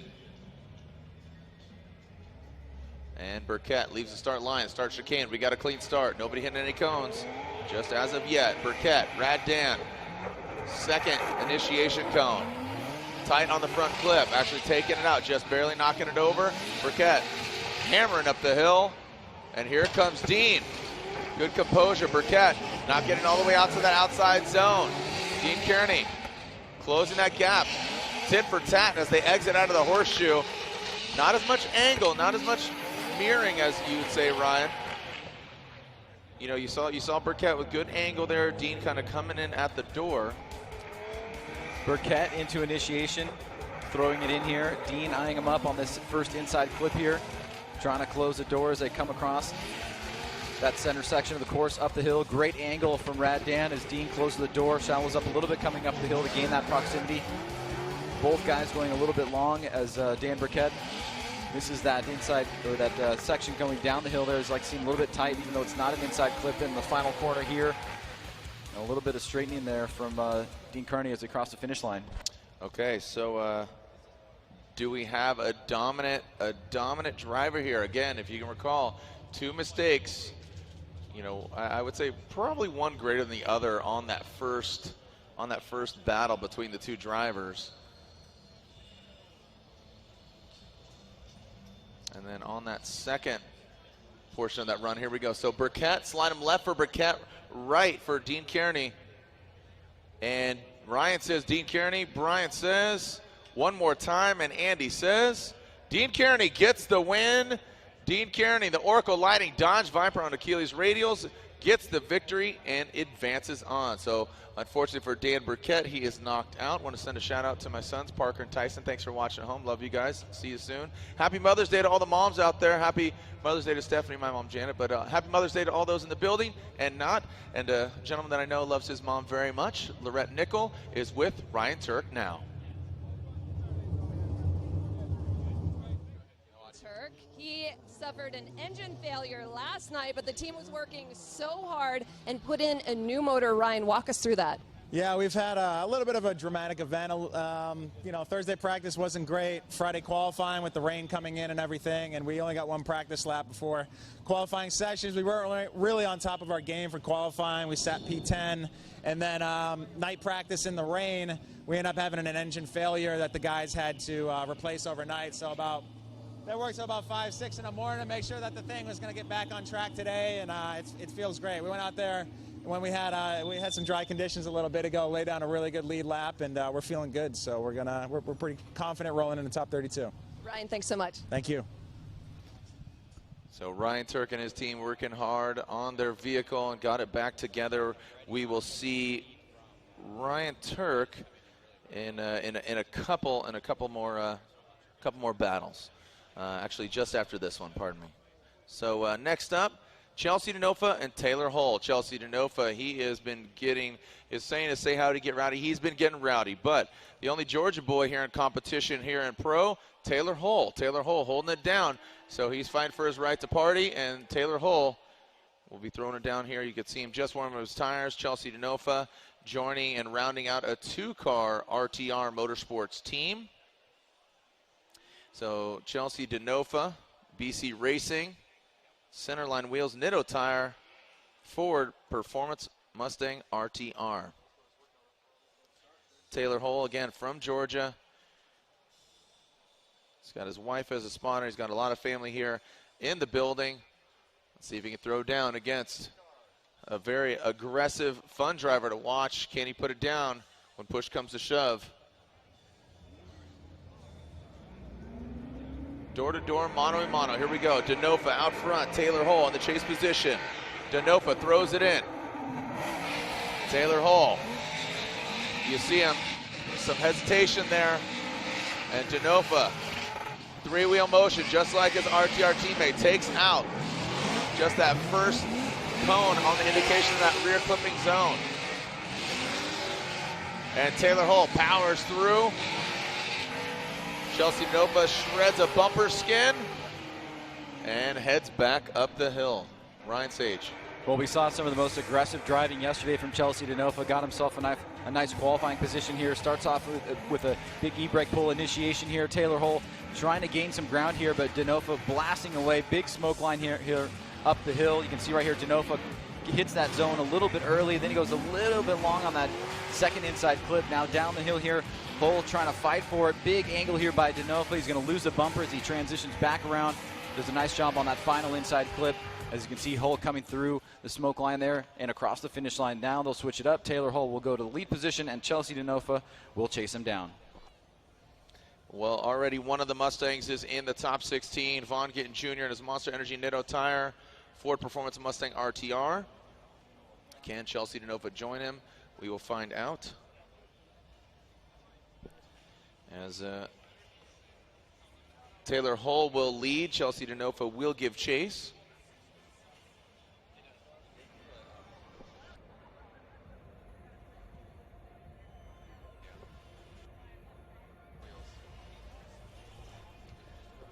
All right, so again, Taylor Hull out front. Denofa in the chase position. Here comes Hull and Denofa. Hull initiating. Brings it nice into that first front clip. Denofa, he keeps it tight. But look at that, lunging forward. Slingshotting. Taylor Hull overcooks it. Getting all into the dirt. And you see Taylor Hull, and it looks like a correction there from Hull.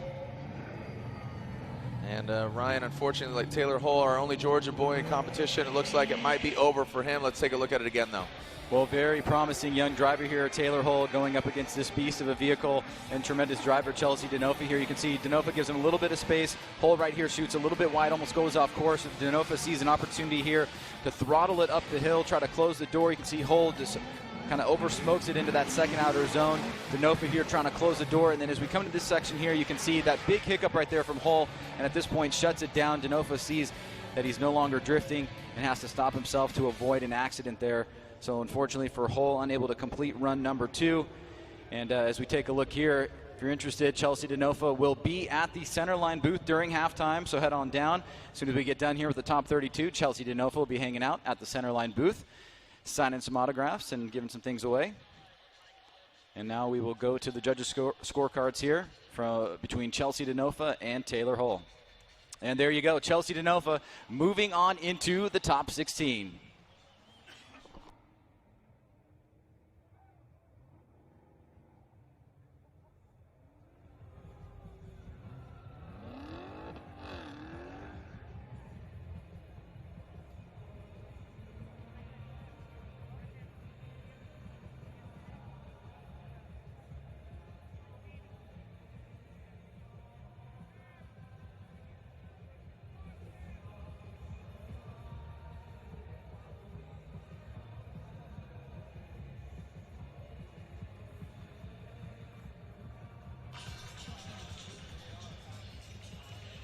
Okay, so Denofa moves on. And now Ryan Tuerck and Yoshihara, two veterans of the sport.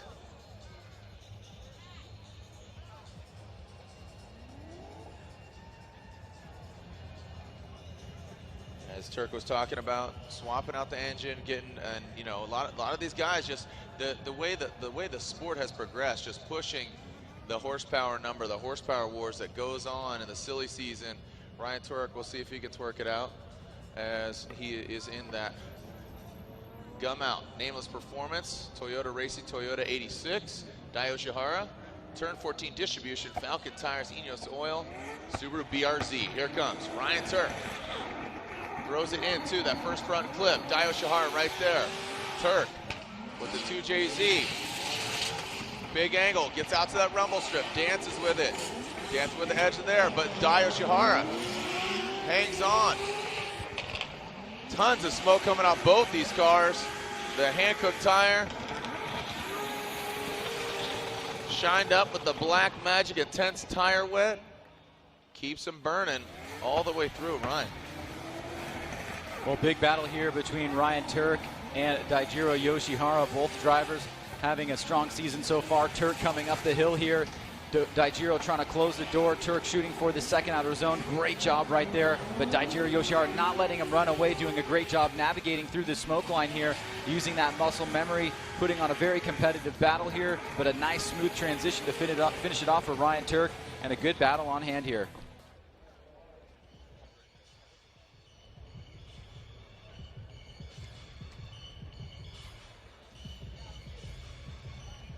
Okay, so now Yoshihara will lead. Ryan Tuerck will give chase.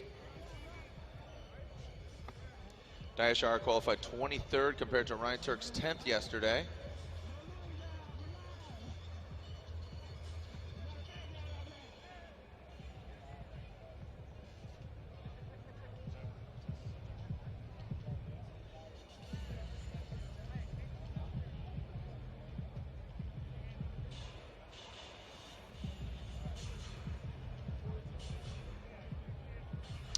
And we are seeing now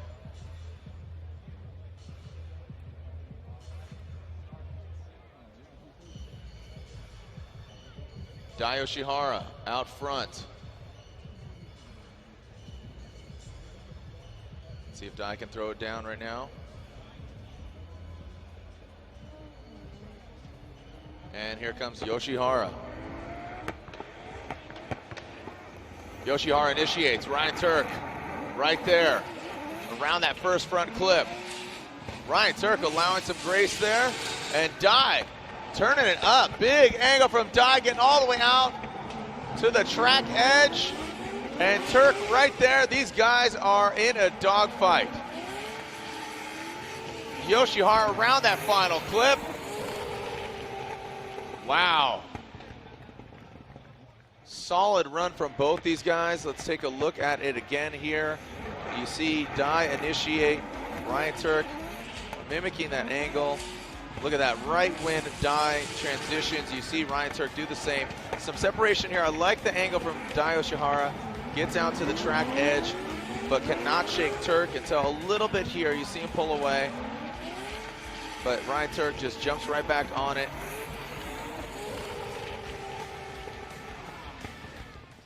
So our judges taking a look at everything here. Let's see what happens as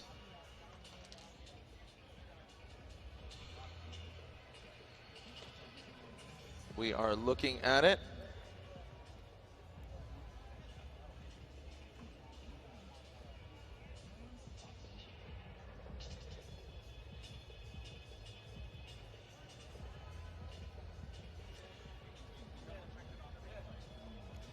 So taking a look at this again.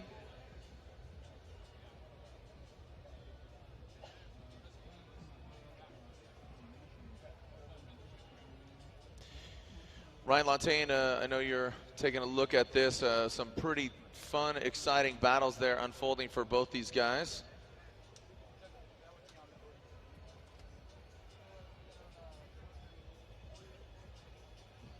So again, waiting for the judge's verdict here.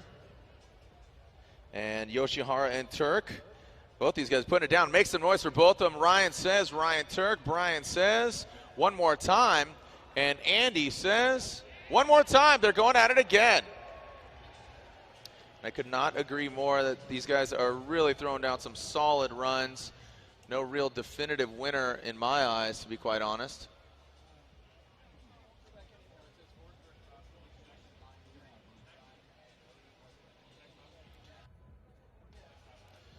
Okay, so there's a one more time battle between Tuerck and Yoshihara. It was 2-1. So no definitive winner. But right now it's Kristaps Blus. He qualified third yesterday, which means he is in that top 4. So he gets an automatic bye run. So here is Kristaps Blus.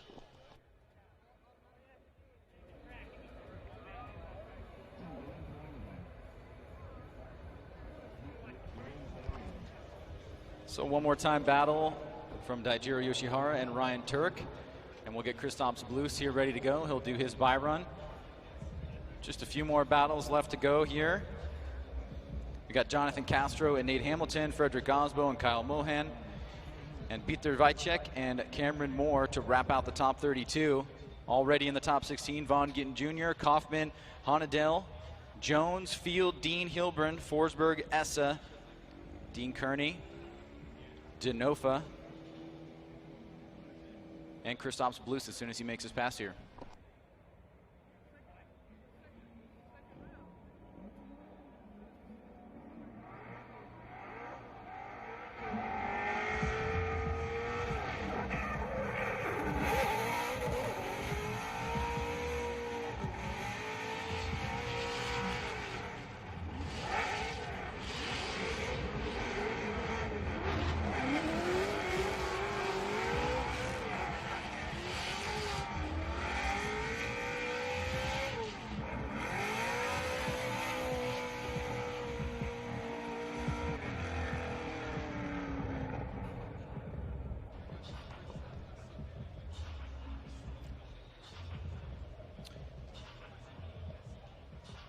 Well, Jonathan Castro is up next, but let's take a quick look back at what Jonathan Castro did against James Dean in Orlando to drive such fanfare here.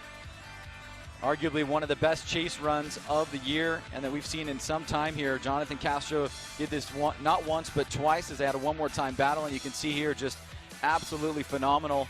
And to have a great chase, you need to have an amazing lead, and James Dean did just that and was also no slouch in his chase as well. But Castro just nailing it there and taking out what was the leader of the championship at that point early on into competition.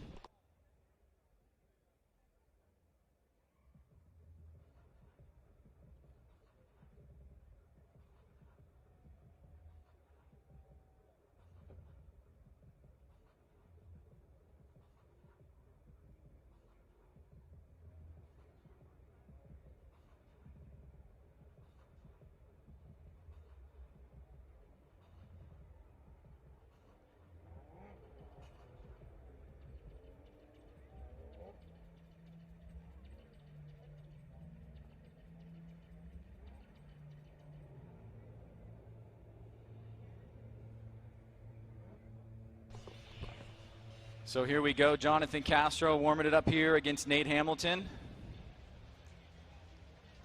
as we still await the one more time battle between Ryan Tuerck and Daijiro Yoshihara.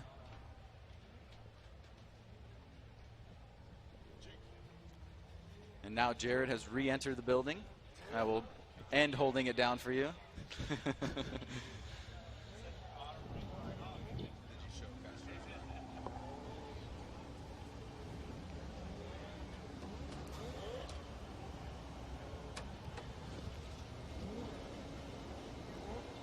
Ryan, with this, we have just a couple more battles after Castro and Hamilton. Of course, you can see Ryan Tuerck getting prepped, getting his mind right in order to do battle with Yoshihara once again. A great battle that we saw. But after Castro and Hamilton, we have Frederick Osbo versus Kyle Mohan.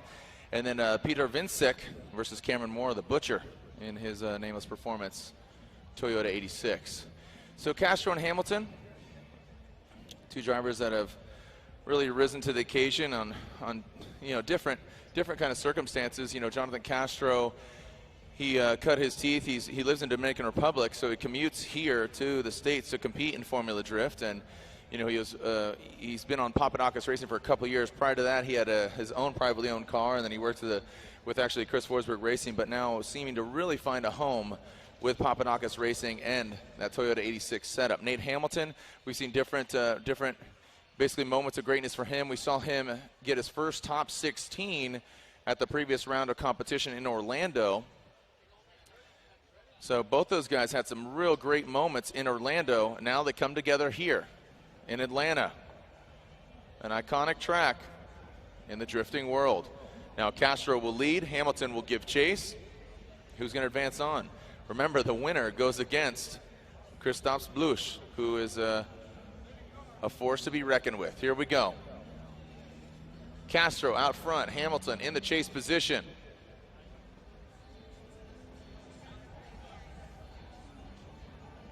And here comes Castro. Out front. Hamilton initiates. Getting out to that rumble strip. Castro.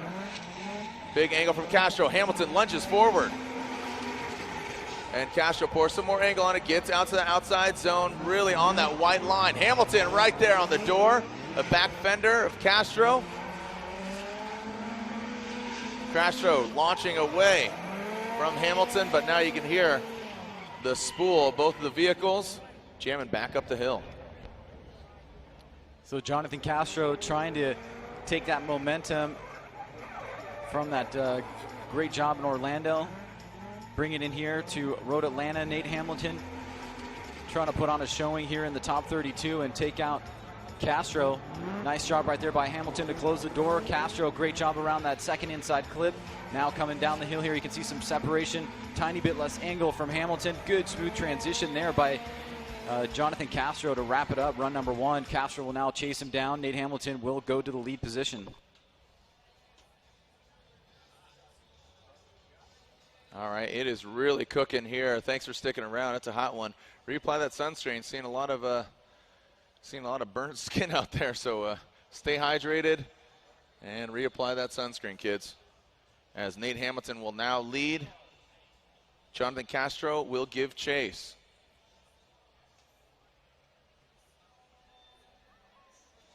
Hamilton turbocharged V8 under the hood. Got the 2AR of under the hood of Castro, 4-cylinder. And here we go. Look at that. Jonathan Castro right there on initiation. Can he hang with them? And Hamilton powering up the hill. Nice job by Hamilton. More and more angle. A lot of angle from Hamilton. Look at that big, massive angle as Castro had to check up. Man, Hamilton threw a huge degree of angle into that, into the horseshoe, man. That was insane. Well, let's take a look at this here. Air Force replay one more time, Jared. You can see Castro already aggressive in the chase position, right on the inside through inside clip number one against Hamilton.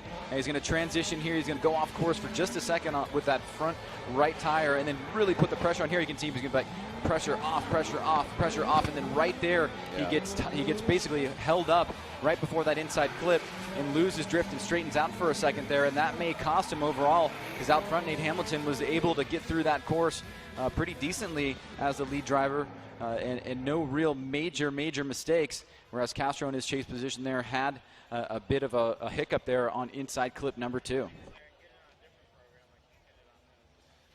All right, so we are waiting for that verdict, and I could see Ryan Tuerck warming up his tires at the top of the hill. Him and Yoshihara will be going against each other for their one more time battle. You can see the fans there. Thanks for joining us out here. How we doing out there, Atlanta? Make some noise. Oh, come on, you guys are gnarlier than that. Come on, make some noise. There we go. All right, Hamilton and Castro. Slide him left for Hamilton, right for Castro.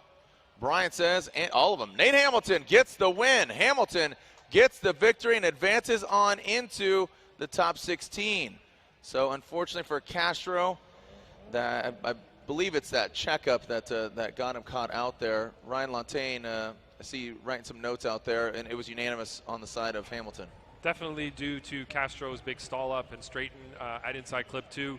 He was deeper in outside zone 1 than Hamilton was on his lead, but Hamilton did a much better job in the chase of not making mistakes, and overall did a better job, so he got the win.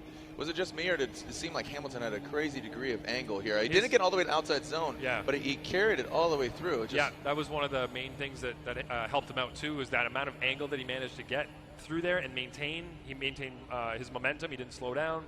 Yeah. So that was really great. He needs to do that more. Just get a little bit deeper in outside zone 2 and do that same thing. Yeah, it looked like it looked fantastic. Yeah. And like you said, the big thing is he's not throwing up a roadblock, for lack of a better term, but it seemed like he carried the speed all the way through. Exactly. He didn't check up. It was an ideal way to get through that area. Nice. All right, so we are seeing Ryan Tuerck and Yoshihara on the start line. We still have our John Deere drift car, fan-blowing machine, scrubber-dubber out there on track, cleaning up the track, and we will be seeing the one more time between Tuerck and Yoshihara.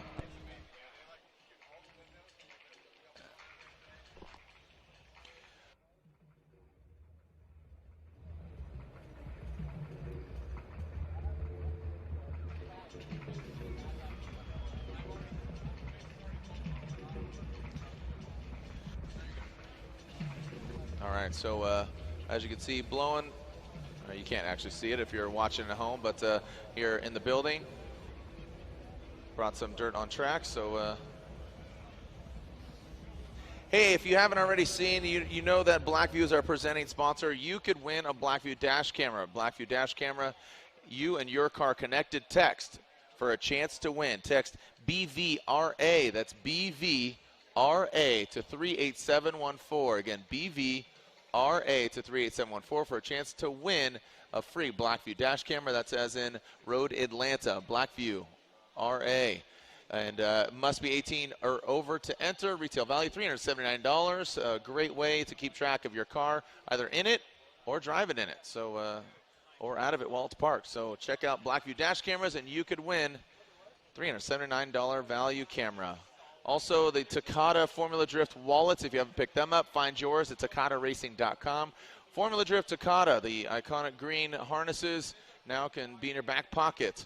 Formula Drift Takata wallets, you can pick them up at takataracing.com, and they can be signed by Frederick Osbo, Chris Forsberg, Ken Gushi, Mad Mike Wadette, Ryan Tuerck, and now Matt Field.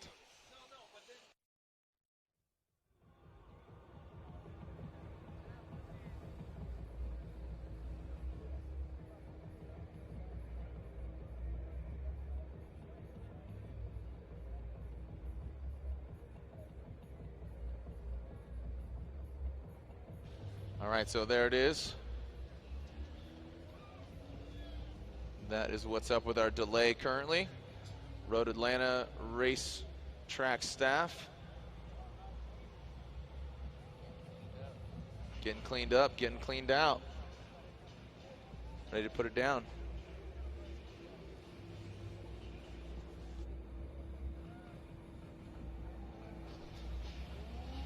All right, looks like we are going to let the gentlemen re-warm up their tires, as now officially the track cleaning crew has left the track. So, again, one more time battle between these guys.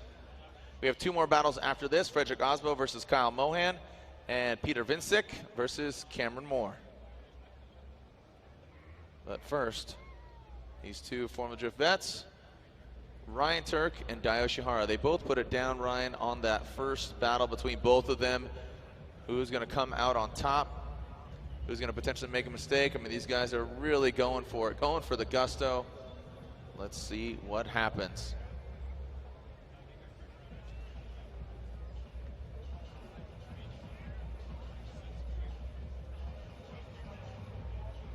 Ryan Tuerck will lead. Yoshihara will give chase. Where are my Yoshihara fans at? Make some noise. Where are my Ryan Tuerck fans at? Make some noise. All right, here we go. Ryan Tuerck out front. Yoshihara in chase. Ryan Tuerck initiates aggressively into that first front clip. Right there. You didn't see him get out to where Ryan Tuerck was. Let's see if he can work it into position. Ryan Tuerck just about a tire length away from that outside. Oh, and Yoshihara comes to a halt in the horseshoe. Potentially saving the vehicle, or coming to a halt, but a lot of Hankook tire smoke in his face. Let's look at this again, and there is Chris Forsberg and Ryan Tuerck in the Nameless Performance team looking on. Well, you can see right here, Tuerck is going to get a great jump and a nice initiation here. He ends up on the inside there, but then falls back. He's not able to get right up along that inside clip like Tuerck did. But right here, this is going to be the biggest part of the battle here as Dye gets lost in the smoke right there. He's going to basically stop drifting. Tuerck now at this point does need to finish the run with Dye shutting it down, and he is able to do that. So that'll be a very big advantage there for Ryan Tuerck. Yeah, that's massive. Unfortunately for Dye, you just wonder, you know, mental block or just car block. You see Tuerck go in. He's going to be a potentially better angle. Yeah, just contact there. Was it? Yeah. Let's take a look at that again. I'm looking at the big screen actually, not down here. Yeah, you can see Tuerck's car bump a little bit. If we can maybe get that one more time while we. Well, I mean, if there is contact, I mean, yeah, don't want to assume fault, but all right. All right, well, we are finding out that Yoshihara is calling a competition timeout potentially, so right now let's take a look with Chris Forsberg and his clip tip. What's up, everybody? Chris Forsberg here again today, and we're at Road Atlanta, which is one of my favorite tracks for today's clip tip. Now, this is inner clip 2, which is one of the most technical points of the track, because when you come down into turn 1, you got a lot of speed, transfer, go up the hill, and you're powering through outer zone 1 and 2. But the biggest, most pinnacle point of this track is to come into this zone, and you're actually going downhill, off camber, your car's unloading, you're losing grip, but you still need to nail this clip. It's right in front of the judges, they see everything. And so that's obviously very important for qualifying because you need to hit all your clips to get maximum points. But when it comes to tandem, you don't want to be laying out here too wide, give that chase driver the inside edge to dive in and get up on your door. You want to stay nice and close, transfer, push down the hill, and leave them behind. So I hope I shared a little bit of knowledge for you as to one of the most technical parts of this track. Enjoy the show.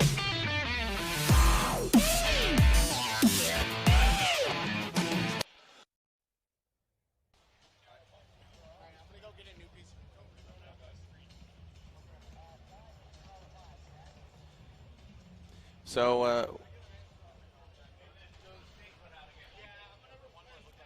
talking to our officials here, and I believe, Ryan, is it Yoshihara called the competition timeout? Okay, yes, that is confirmed. So, Yoshihara has called the competition timeout, meaning he has a 5-minute allotment to take a look at his vehicle and see what's going on here. And we will, as we take a look at this replay here. Yeah, this is where it looked like that there was some contact. Watch right there.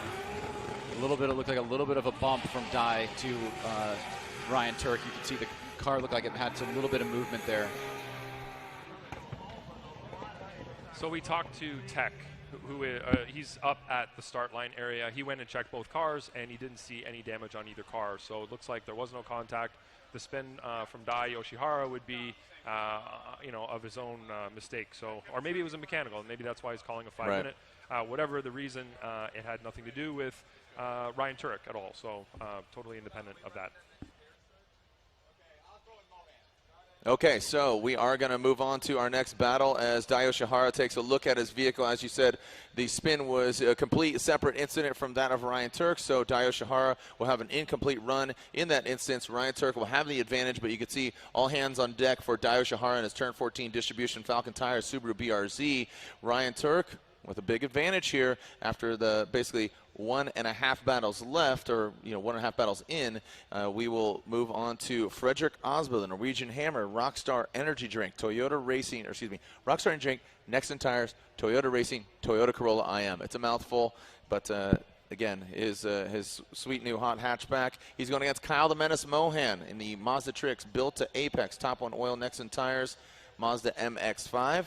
He's from Long Beach, California, and Mohan's been, unfortunately getting some unlucky breaks from Long Beach to Orlando, and I saw him getting towed off earlier in practice. These guys have seen battles against each other 6 times before, with Frederick Osbo winning 5 of the 6. So Osbo, you can see him warming up his Toyota.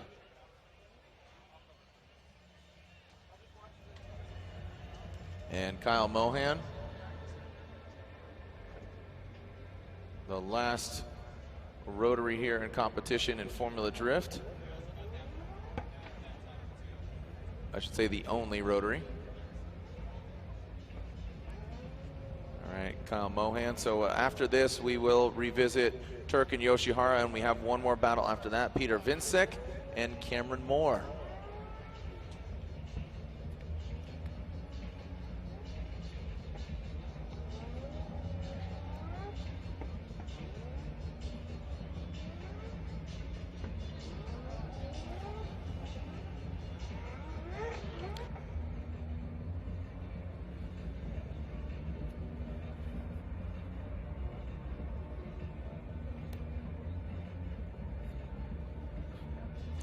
All right, so again, Osbo and Mohan. Osbo will lead. He qualified 6th. Mohan qualified 27th.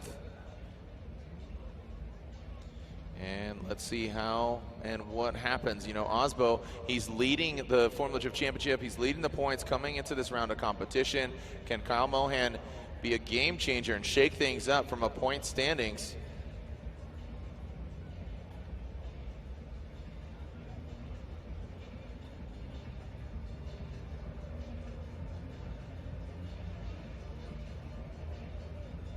Poised, ready at the top of the hill.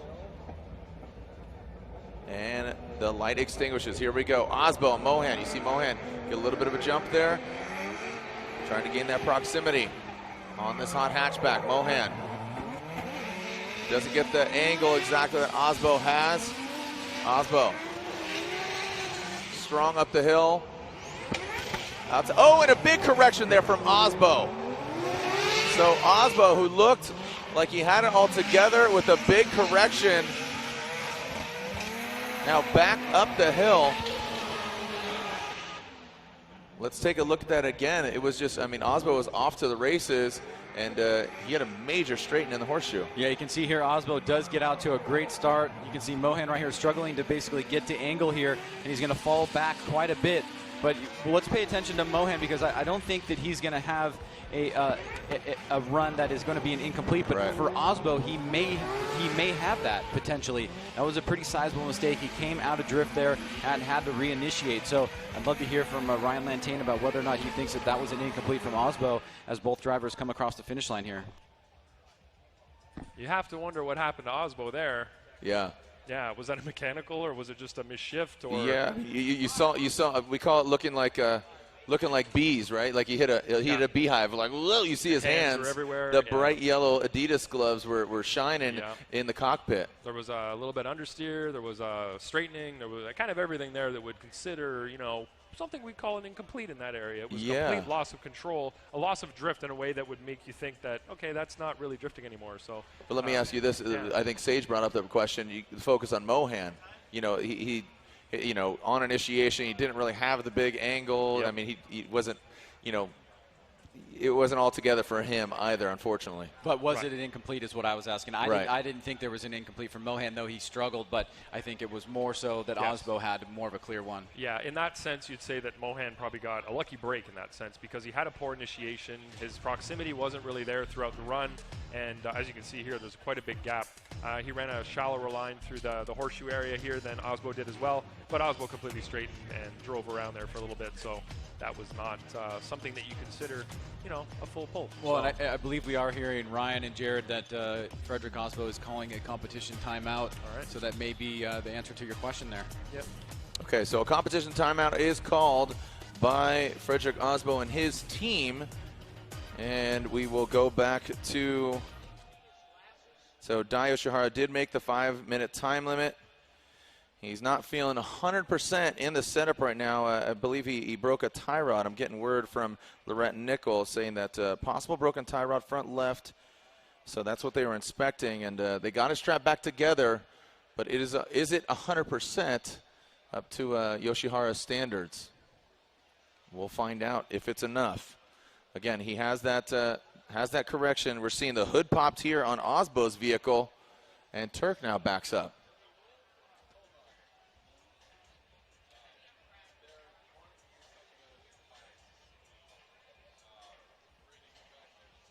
Ryan, what do the cars go through? We got moisture, we got now the heat. I mean, these cars are getting cycled through a lot of conditions here. Well, not only that, I think, it's very, very obvious and clear that cars that are in the FD Pro Series get banged on more than any race series that I know of. I mean, you're literally, these cars are designed to withstand a ton of abuse, and they get that, but things break all the time because you're basically pushing every single component to the limit. Yeah, these guys are thrashing on them, and again, the tires is such a critical point. It's the only point that touches the actual track, and they got to stay together for a few runs, and here we go. So Yoshihara, if you can recall that first run, he had that mistake. Ryan Tuerck in the chase position. Yoshihara, see if he's 100%. Now, in that turn 14 distribution, Falcon Tires, BRZ, nice job right now. Both of them getting into the dirt, just dipping a toe in as Yoshihara now gets the outside zone. Well played by Yoshihara into the horseshoe. And out goes and Tuerck.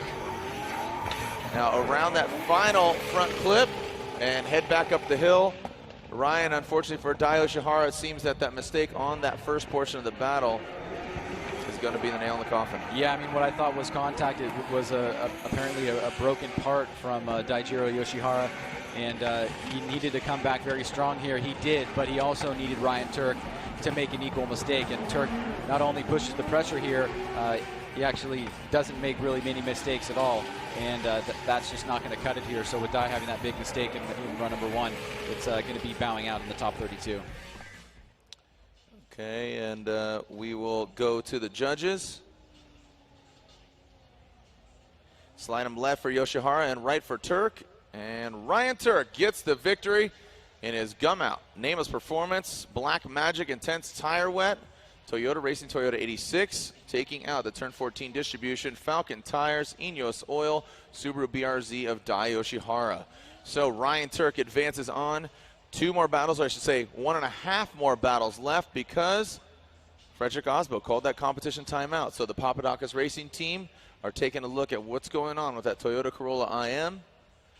But we will advance on to Peter Vincik from Poland, going against Cameron Moore from Battleground, Washington. The Butcher in his nameless performance.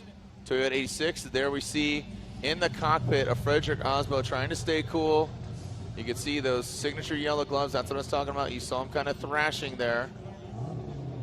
You can see the computers are out, seeing what's going on.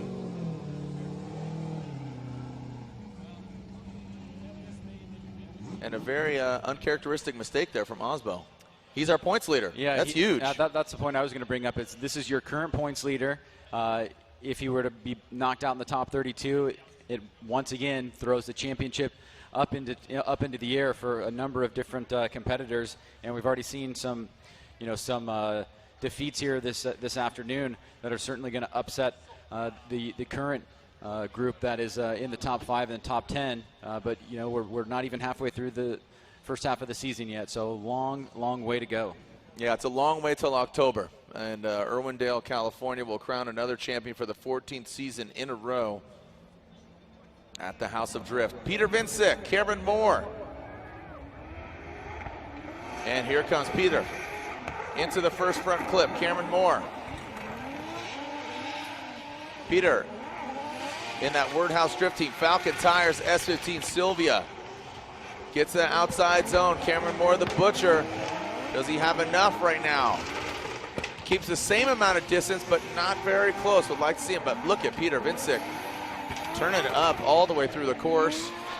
Just a textbook run there from Peter. He could have been, I say, further out on the outside zone, but just very fluid through the course. Well, and we've spent a lot of time, and not only up here in the booth, but just people in the public in general talking about his teammate James Dean. But Peter is a champion in his own right, and you can see here he definitely has a lot of talent, and he certainly is going to be one to watch over the course of the season. He starts off with a very strong lead here. You can see Cameron Moore is not really much of a factor here in terms of proximity. Peter was able to get out there, really laid down a very fast and smooth run, but he was able to also hit the zones and the clips pretty well, which means he wasn't running away. Cameron Moore will now lead, and Peter Vincic will give chase.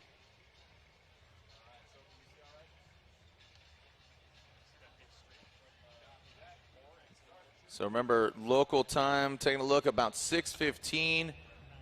8 o'clock is our opening ceremony, 7:30.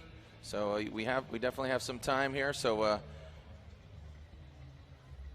and getting some updates here.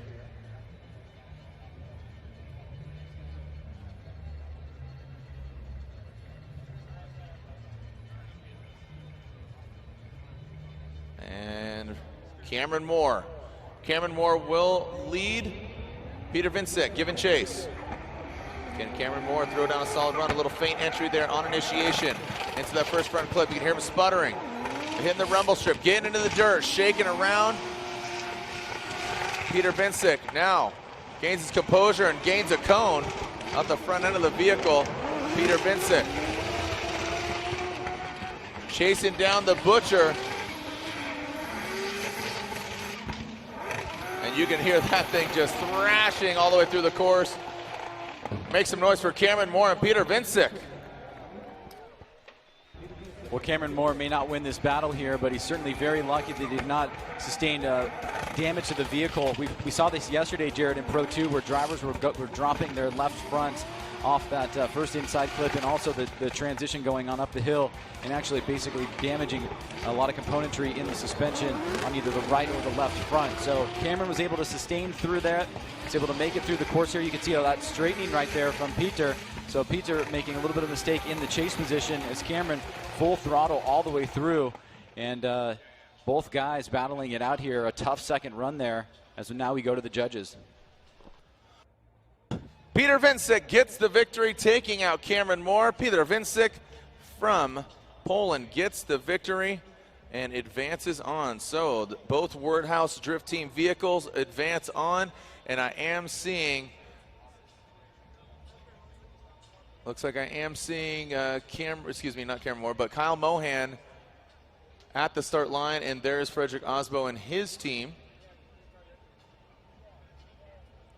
So Cameron Moore pulled to the side.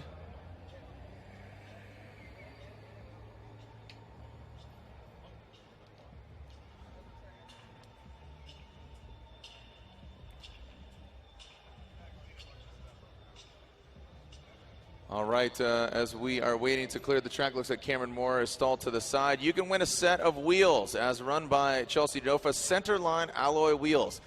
How do you ask? Tag a photo of you watching this weekend's event and just hashtag FD Centerline17. Again, FD CENTERLINE17. That's a hashtag FD Centerline. Enter to win a free set of Centerline muscle car wheels. So again, tag a photo of you watching, and there you go. Thanks again to Centerline Alloy Wheels as run by Chelsea Denofa.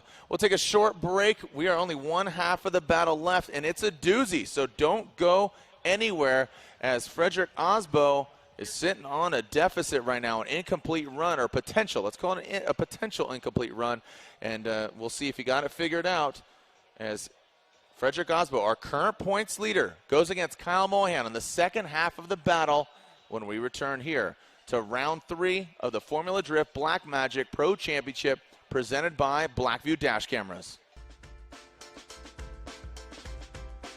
Welcome back here as we have a small delay as Cameron Moore, when he pulled up and waited for the verdict there, dumped a ton of water just to the side of the track. So want to make sure that both of these cars are aware of where it's at so they can avoid it at all costs so they don't get any fluids on their tires for this final round. But again, they should be all right. And we were planning, Jarrett, to end this session at 6:30, so we're right up against that time frame now. But the way that the top 16 has come together has been very interesting here. Let's take a look at the bracket just very briefly. For the first battle up in the top 16, we've got Von Ginton Jr. and Matt Kaufman. Yeah, Von Ginton Jr., Matt Kaufman, and then Alec Honadel and Jeff Jones. And then we've got Matt Field and James Dean. That'll definitely be a spectacular battle, followed by Hilburn and Chris Forsberg. Yeah, Hilburn and Forsberg. Then Essa and Dean Kerney. And then following that, we've got Denofa and Ryan Tuerck, Blues and Hamilton, and then Jared, it'll be the winner of Frederick Osbo and Kyle Mohan versus Peter Vincek. Yep, so go ahead and get throwing it out there. Now let's just talk real briefly here about where we stand with Osbo and Mohan. We saw that Osbo had a big mistake up here in the horseshoe. That resulted in him calling a competition timeout, so that'll be gone for the weekend, whether or not he wins or loses. Right. Kyle Mohan didn't have the strongest chase, but the consensus seems to be that he did not have an incomplete run, so he would at least have that going in his favor. Now he's going to have to come back and lay down a solid run because Osbo's team is going to make sure that the car's buttoned up to the best possible degree. And let's remember that Frederick Osbo is your current points leader, so getting knocked out in the top 32 is not what you want for the championship. We've already seen quite a few upsets here today, and the way that this top 16 battle is lining up, depending if you look on the right or the left-hand side, there's going to be further upsets potentially with some heavy hitters going up against each other in the top 16. Yeah, I mean, you look at all the drivers there, and Frederick Osbo is the only driver outside of Yoshihara and Odi Bakchis outside of the top 10 that's not in it, that could potentially be not in it. So our points leader, because James Dean coming into this round of competition was second in points, Essa third, Tuerck fourth, and Von Ginton Jr. fifth, with Hilburn, Bakchis, Yoshihara, Forsberg, and Kristaps rounding out the top 10. So yeah, that's a big blow going out in the 32, and that's a lot of it. When like you said, Ryan, that could have shaped the championship very differently. And it always ends up that way when we go to Irwindale. No doubt. What do you think is going through Mohan's mind right now? I mean, if I were his spotter and his dad's a spotter, I would basically just be telling him, all you need to do here is just go down and lay down a solid qualifying run. That's what you should be focusing on. Don't worry about what he's doing behind you. Lay down a solid qualifying run, and you might very well take this out. This is a big battle right here. This is Osbo and Mohan. Mohan out front, built to apex, Mazda Tricks MX-5. He locks it in on that first front clip. Now Mohan powering up the hill. Osbo looking like he's back to his normal self as Mohan. And you can see Osbo really working the wheel, working the car, massaging it into the door of the MX-5. And Osbo spins, as does Mohan. Was there contact is the question, Ryan Sage. Yeah, I'm pretty sure Osbo hit him coming out of the horseshoe there. And the sun's right in our eyes, but, but we're going to be able to see it from another angle. Now, Mohan is going to initiate into this first corner and slow down quite a bit. Osbo is really going to have to make an adjustment here. Then Mohan gets back on the throttle. You can see the smoke line developing here. Now as we come up the hill, you can see Osbo really closing the door. He's pushing hard to try to take away proximity. Now through this second inside clip, and right here, you can see, boom, contact from Osbo in the chase position. So Mohan jumps out of his vehicle, Ryan, right here out of the horseshoe. When he transitions through, you see Osbo regain the proximity and dunk, knocking on Mohan's door. So Mohan out of his car, making sure everything's all right, but He took that hit there, Ryan. I mean, you really can't fault Osbo, too much for being aggressive there. I mean, he knew that he had to pull out all the stops, and sometimes you just got to throw caution to the wall. So let's take a look at this again. Now remember, we have Osbo with that big mistake in run number 1, so he needs a big mistake from Kyle Mohan in order to force a one more time here. But as Osbo is really putting the pressure on Kyle Mohan through this inside section here. On first glance, it looks like he just pushes a little bit too hard. Mohan transitions down the hill, and then right there, a little bit of a tap. Mohan forces the spin, run over. Wow. So a big wind of change here for our winner from Orlando. And we're seeing some wankles being thrown up. How are we doing down there, Drift Scum? How's Team Rowdy doing over there? Oh, wow, you guys are really not living up to the name Team Rowdy. So we are getting the cars cleared out. The judges taking a look at all the angles.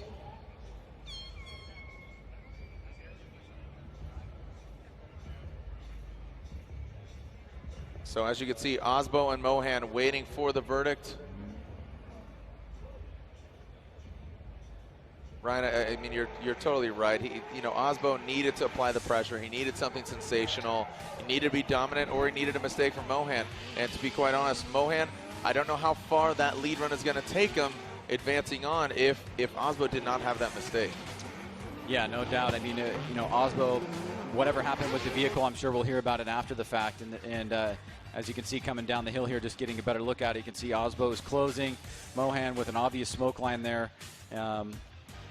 It just looks like Osbo pushes a little bit too hard, and like I said, I can't fault him for that, but that's just my opinion. Right. I think what the judges are really looking at here is did Mohan slow? Did he stop? Because in that lead position you need to have continuous transition or movement, and obviously don't have counter drift or drifting the other direction. Anything that would fault Mohan and have Osbo make contact, but we are waiting now. So Mohan and Osbo, slide them left for Mohan, right for Osbo. Ryan says one more time. Brian says Kyle Mohan, and Andy says one more time. So Lantain, you erred on the side of one more time. The other two judges said Kyle Mohan, so Osbo is knocked out, but your justification behind the OMT? That is an acceleration area, or not a slowdown area, I guess I should say. And it looked to me like Mohan was slowing there. He was off throttle and letting the car coast. And Osbo was getting on throttle because that's what he was supposed to do in that area.